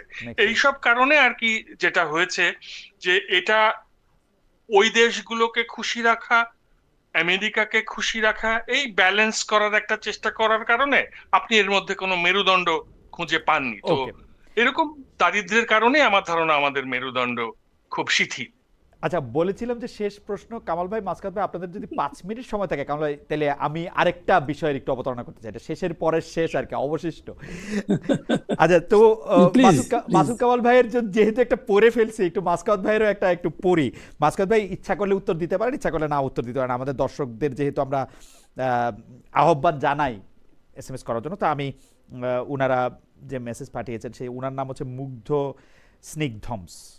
আচ্ছা, গ্রামে গঞ্জে কি গুলি খায়া মানুষ মারা গেছিল যে শিক্ষকরা সেই গুলি সমর্থন করেছেন? মাসকাত সাহেব কি বলেন সেই সব, মানে গ্রামে যেসব শিক্ষকদের বা মফস্বলে তাদের সম্পর্কে বলা হয়েছে? আপনি ইচ্ছা করলে 30 সেকেন্ড বলতে পারেন, আমি আরেকটা প্রসঙ্গে যেতে চাই শেষ। মানে একজন শিক্ষকের যে ভূমিকা থাকা উচিত তা হচ্ছে খুব রাজনীতি নিরপেক্ষ ভূমিকা। এই মানুষটা রাজনীতি সচেতন হবেন, কিন্তু এই মানুষটার কোনো দলীয় পরিচয়ে থাকা যাবে না। এভাবে আমরা আমাদের শিক্ষকদেরকে দেখে এসেছি, এবং এইরকম শিক্ষকরা সব ছাত্রের একটা ভালোবাসা পান, কারণ তার কাছে সবাই মূল্যবোধ ও নৈতিকতা শিখতে যায়। তো সুতরাং একজন শিক্ষক যখন একজন দলীয় নেতার মতো আচরণ করবেন এবং সেইভাবে 17 বছর বা 5 বছর বা 10 বছর ভূমিকা রাখবেন, তখন তার প্রতি শ্রদ্ধা অবশিষ্ট থাকা খুব কঠিন। আপনি ঠিকই বলেছেন, কিন্তু পাশাপাশি আমরা যে মবগুলি করা হয়েছিল সেগুলিও হয়তো অনেক কাঙ্ক্ষিত নয়, এটাও অনেকে হয়তো বলতে থাকবেন। মাসুদ কামাল ভাই, আমাদের শেষ প্রসঙ্গ, আমি জানি না কে শুরু করবেন। মানে আমি দম বন্ধ করে আসলে গণমাধ্যমকে দেখি একটা দেশের, মানে এখন একটা দেশের বলতে বাংলাদেশের, কিন্তু সেইখানে আমি যেটা দেখি যে কিছু তো আসেই সরকার থেকে চাপায় দেওয়া বিভিন্ন রকম হুমকি ধামকি বিজ্ঞাপন, সেই তো আসে, কিন্তু কিছু বিষ কিন্তু আমরা নিজেরা ইচ্ছা করে পান করি। সেটা আমি ইলেকট্রনিক মিডিয়ার ক্ষেত্রে সেই ইচ্ছা করে বিষের পান আমি বলি যে জনাব তারেক রহমান যখন দেশে ফিরছিলেন তখন তার প্লেনটা কোথায় আসে ক্লিক করলে দেখতে পাবেন জাতীয় রিপোর্ট, তো আমরা দেখছি, ওটা তো আর নিশ্চয়ই কেউ বলে দেয় না, এত ক্রিয়েটিভ আইডিয়া কারো মাথা থেকে বাইরে নেই যে ভাই এটা করেন। আর প্রিন্ট মিডিয়ার একটা বিষের জায়গা হইল, ভাই আপনি কি পার্লামেন্টে যে দিছে, আমি একটার কথাও বলতে চাই না, কিন্তু আপনি কি একটু দেখছেন যে কোন পত্রিকার কত সার্কুলেশন, সেই সার্কুলেশন নাম্বার আসছে আর কি, এর মধ্যে মানে কাদের সার্কুলেশন এখন কোন জায়গায় দাঁড়ায় আছে? এবং আমরা তো সবাই গণমাধ্যমে ছিলাম বা আসি, সংবাদপত্রে তো দীর্ঘকাল কাজ করছি, এইটা যে আমরা করি আবার নিজেদেরকে সাংবাদিক হিসেবে দাবি করি, এটা কিরকম? এটা একটু বলবেন কামাল ভাই, একটু বলবেন মাসকাত ভাই। মাসকাত ভাই অবশ্য অফিসার সাংবাদিক, মানে উনি তো আমাদের মতো মাঠের সাংবাদিক না, উনি রিপোর্টার্স ইউনিটি বা প্রেস ক্লাব ওরকম করে দেখি নাই। মাসুদ কামাল ভাই প্রেস ক্লাবে খুব বেশি না গেলেও রিপোর্টার্স ইউনিটির জন্মলগ্ন থেকে প্রেস ক্লাবে পরে দিয়ে গিয়া যেখানে আর কি লোকেরা বসে সেই জায়গাগুলি তো আমরা দেখছি। আমাদের কি একটু লজ্জা লাগে? আপনি লজ্জার কথা বলতেছিলেন বলে এটা আমাদের শেষ প্রশ্ন, আমাদের কি একটু লজ্জা লাগে আমরা যখন আমাদের সার্কুলেশনটা 2,70,000 বলি, একটি পত্রিকার আমি নাম বললাম না, ওরা যদি 270 কপি বেচে, ওরা 270 কপি বেচলে আমি কোনোদিন বাংলাদেশে আসবো না। ভাই আমি আপনাকে বলি, দৈনিক চিত্রের নাম শুনছেন? দৈনিক চিত্র এইবার দেখলাম, এইবার শুনলাম, দেখলাম, পড়লাম। দৈনিক চিত্রের সার্কুলেশন হলো 1,41,100। ধরা যাক আমরা আদিম যুগে আছি, আমার বিশাল একটা রোগ হয়েছে, আমার কবিরাজ বলল যে দৈনিক চিত্র এরা ফার্স্ট পেজটা মানে মুড়াইয়া একটা তাবিজের মধ্যে ঢুকাইয়া পানির মধ্যে চুবাইয়া খাইলে আমার রোগ ভালো হবে।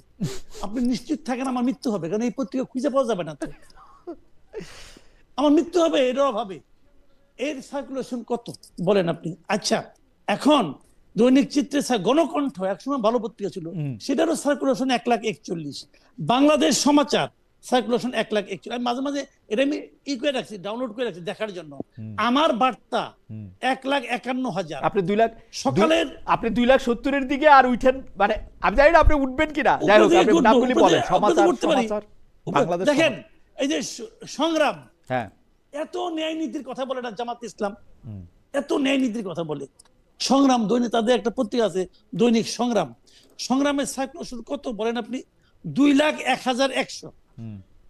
2,01,100। আচ্ছা, বিএনপির একটা পত্রিকা আছে দিনকাল, ওনারা তো ন্যায় নীতির পরাকাষ্ঠা আমাদের ক্ষমতায় পাঠাইছে, এটার মালিকও তারেক রহমান সাহেব। আমি তারেক রহমান সাহেবকে জিজ্ঞেস করি, ভাই দিনকালের সার্কুলেশন কত বলেন? কে কিনে দিনকাল? 2,90,000 সার্কুলেশন দিনকালের। ভাই এগুলি একদম কাঁচা মিথ্যা কথা, মানে মিথ্যা তো একটু শুকায় টুকায় যায়, এটা একদম কাঁচা।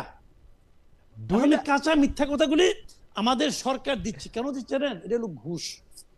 এটা হলো প্রত্যেকটা সরকার এই ঘুষ দিয়ে আসছে, যে আমরা তোমাদের এই সার্কুলেশন দিলে কি হয়, বিজ্ঞাপনের রেট বাড়ে, কলাম ইঞ্চি বিজ্ঞাপন, এই টাকাটা তোমাকে দিব আমি, তুমি সারাক্ষণ আমার স্তুতি গাবা। এবং এই লোকগুলি সচিবালয়ে যায়, অ্যাক্রিডিটেশন কার্ড পায়, যে তদবির করে, ঠিক আছে তদবির তোমরা করো, করে কিছু করে এটা খাও। এখন যখন মালিক তদবির করে, তখন তো বার্তা সম্পাদক বলে আমি বাদ রাখবো কেন, চিফ রিপোর্টার বলে আমিও করি, রিপোর্টার বলে যে আমিও করি, সবাই আবার নিজস্ব একটা করে কোরআন করে নিচ্ছে, অ্যাসোসিয়েশন করে দিচ্ছে, ওই অ্যাসোসিয়েশনের মাধ্যমে তারাও করে। মোটামুটি একটা ধান্দাবাজির একটা মোটামুটি মানে হাট বাজার। আপনি তো দিনকাল সংগ্রামের কথা বললেন, আমি লিস্ট দেখছি, ওই লিস্টের মধ্যে জনকণ্ঠ ঢুকছে, যেহেতু জনকণ্ঠের মালিকানা চেঞ্জ হয়েছে, সেইটার আবার একটা প্রভাব আছে এই লিস্টের মধ্যে, এই সার্কুলেশন আছে। কারণ আমি একটা কথা বলি, আমার মনে আছে ডয়েচে ভেলেতে ওই সময় আপনাকেও ইন্টারভিউ করা হয়েছিল। আমাদের যে ঢাকায় যিনি ছিলেন ডয়েচে ভেলে করেসপন্ডেন্ট হারুন ভাইকে আমি বললাম যে করোনার সময় এই পৃথিবীর সকল সংবাদপত্রের সার্কুলেশন কমছে, কিন্তু আমার কাছে আজকে যে কাগজ, সেই কাগজে বাংলাদেশে কমে নাই। তো প্রথম আলো সম্পাদক, ডেইলি স্টারের সম্পাদকের কাছে জিজ্ঞেস করো যে কোন জাদু বলে, হারুন ভাই আপনি একটু জিজ্ঞেস করেন কোন জাদু বলে উনাদের সার্কুলেশন একই থাকলো। কারণ আমি তো একটু একাডেমিক জায়গায় একটু কাজ টাজ করি, এটা নিয়ে আমি একটা একাডেমিক পেপারও লিখবো, রয়েছে বলে তো লিখবই, একটা একাডেমিক পেপারও লিখবো যে সারা পৃথিবীতে নিউ ইয়র্ক টাইমসের, লস অ্যাঞ্জেলেস টাইমসের, গার্ডিয়ানের, মিররের, মেইলের সব কিছুর সার্কুলেশন কমলো, প্রথম আলোর বাংলাদেশের প্রতিনিধিদের প্রতিদিনের কোনো সার্কুলেশন কমে নাই, একটিও কমে নাই। এটা কেমনে সম্ভব? কিন্তু তারা কেউ কথা বলেন নাই। এই যে কথা বলেন নাই, এইটা কিন্তু যে আপনি বললেন না ছোট ছোট জায়গায় কইরা, সবাই কিন্তু এই কাহিনীর মধ্যে আসে।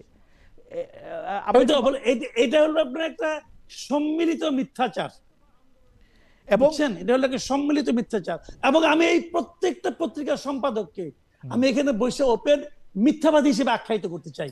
এরা সবাই মিথ্যাবাদী, 2টা 5 টাকা 5 টাকা 10 টাকার জন্য তারা মিথ্যা কথা বলে এবং মিথ্যা কথা তারা মানে। মাসকাত ভাইয়ের কথাটা একটু শুনবো, কারণ মাসকাত ভাই হচ্ছে ওই অফিসারের জায়গা থেকে, যারা সাইন করে তাগো জায়গা থেকে এটা বলবেন। আমরা একটু সাংবাদিকের জায়গা থেকে বলি, 2টা বিএফএ যে আছে, 2টা ডিউ যে আছে, একটা আওয়ামী পন্থী একটা বিএনপি পন্থী। আমি সংগ্রাম করে আমি দাবি করছিলাম যে কেন আমি 2টাতেই থাকবো না, যদি তোমরা আমার থাকা হয়। ওই জায়গা থেকে যিনি আওয়ামী পন্থী বিএফএজের বড় নেতা আর যিনি বিএনপি পন্থী বিএফএজের বড় নেতা, তারা দুইজন মিলে এটা আবার ইন্সপেকশন করেন, এবং ইন্সপেকশনে তাদের এটা থাকে একই সাথে।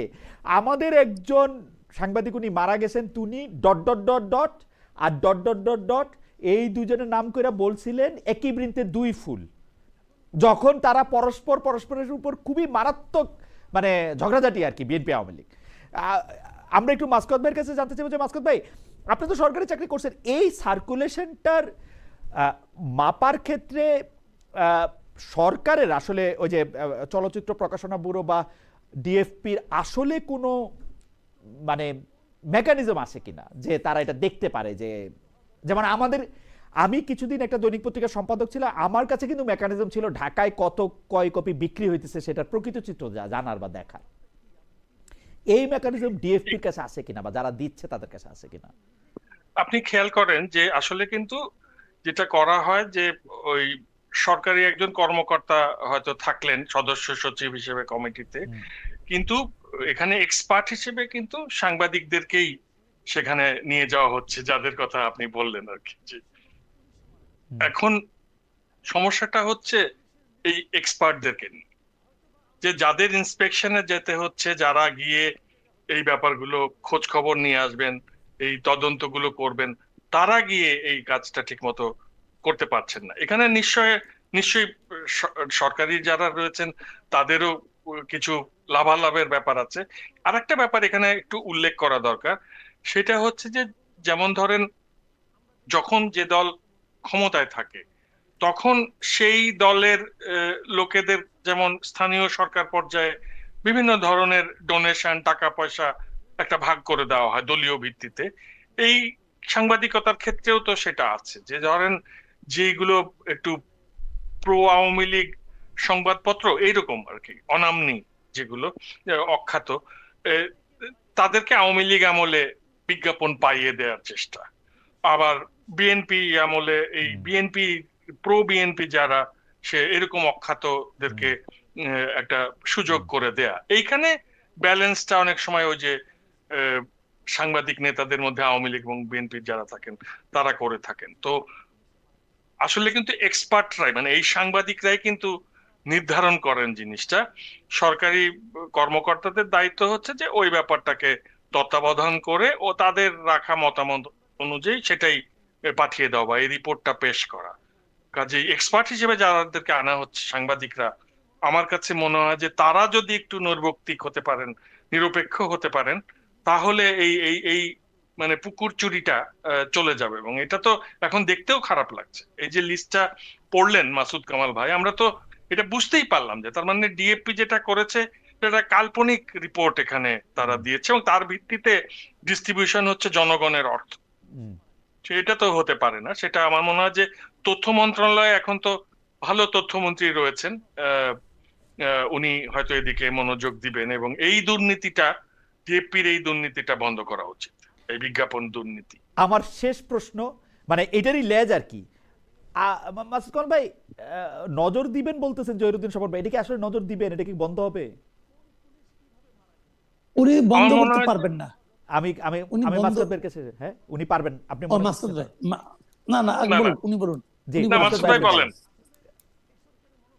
আমি বলবো। আচ্ছা, হ্যাঁ জি, আমি মাসুদ ভাইয়ের কথা শুনতেই আসলে আগ্রহী এই ব্যাপারে, কারণ আমি তো বললামই।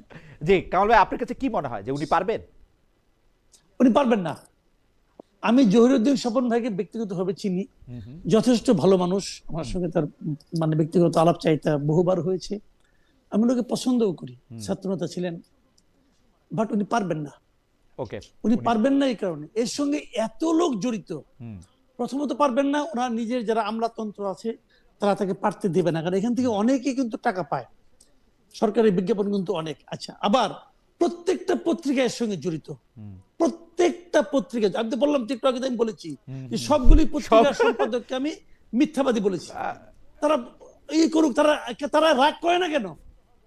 মাসুদ কামালের মতো একটা ফালতু লোক আমাদেরকে মিথ্যাবাদী বলতেছে, পাতা দেনা ভাই, রাগ করে না, পাতা দেনা ভাই, কেউ রাগ করবে না, পাতা দেনা ভাই, কেউ রাগ করবে না। আমাকে তারা মনে করে যে রাস্তার কুকুর তো ঘেউ ঘেউ করতেই পারে, না, অসুবিধাটা কি? আমি তো লজ্জা পেলে আমার টাকা কমে যাবে। আমরা কাজে আমার নির্লজ্জ হওয়াটা আমার জন্য আরামদায়ক। আমরা করোনার সময় ওরা অনেক কাজ করতেছেন। আমরা করোনার সময় পজিটিভ প্রশ্ন করে তো পারি নাই যে কিভাবে সার্কুলেশনটা ঠিক রাখলেন। এখন কোশ্চেনটা হলো আপনার এটা, এরা কেউ এদেরকে আবার ওই জহিরুদ্দিন স্বপন ভাই ভয় পাবেন যে আমি যদি করি তাহলে মতিউর রহমান যদি মন খারাপ করেন, যদি মাহফুজ আনাম মন খারাপ করেন, তাহলে তো আমার বিরুদ্ধে সমস্যা হবে। কাজে ওনারা ভয় পাবেন। এই ক্ষেত্রে যেটা করণীয় সেটা আমি বলি আপনাকে, করণীয় কিন্তু একটা আছে। সেই করণীয় হলো গিয়ে যে সরকারি বিজ্ঞাপনটাই বন্ধ করে দেন। হ্যাঁ, সরকারি বিজ্ঞাপন বলে কিছু কই? সরকারি বিজ্ঞাপন স্যার টিভি চলে না? হ্যাঁ, টিভিতে সরকারি বিজ্ঞাপন পায়, অনলাইন করে সরকারি বিজ্ঞাপন পায়। কিন্তু সরকার বিজ্ঞাপনটা দিবে না? দিবে তো, দিতে তো হবে। দিবে, সরকার দিবে, ওটা বিজ্ঞাপনী সংস্থার মাধ্যমে দিবে সরকার। ওকে, ওই আপনি আবার সেখানে তো আবার আরো জটিল হয়ে যেতে পারে, আবার এটা এশিয়াটিক হবে না, আবার এটা এশিয়াটিক, আবার এটা গ্রে।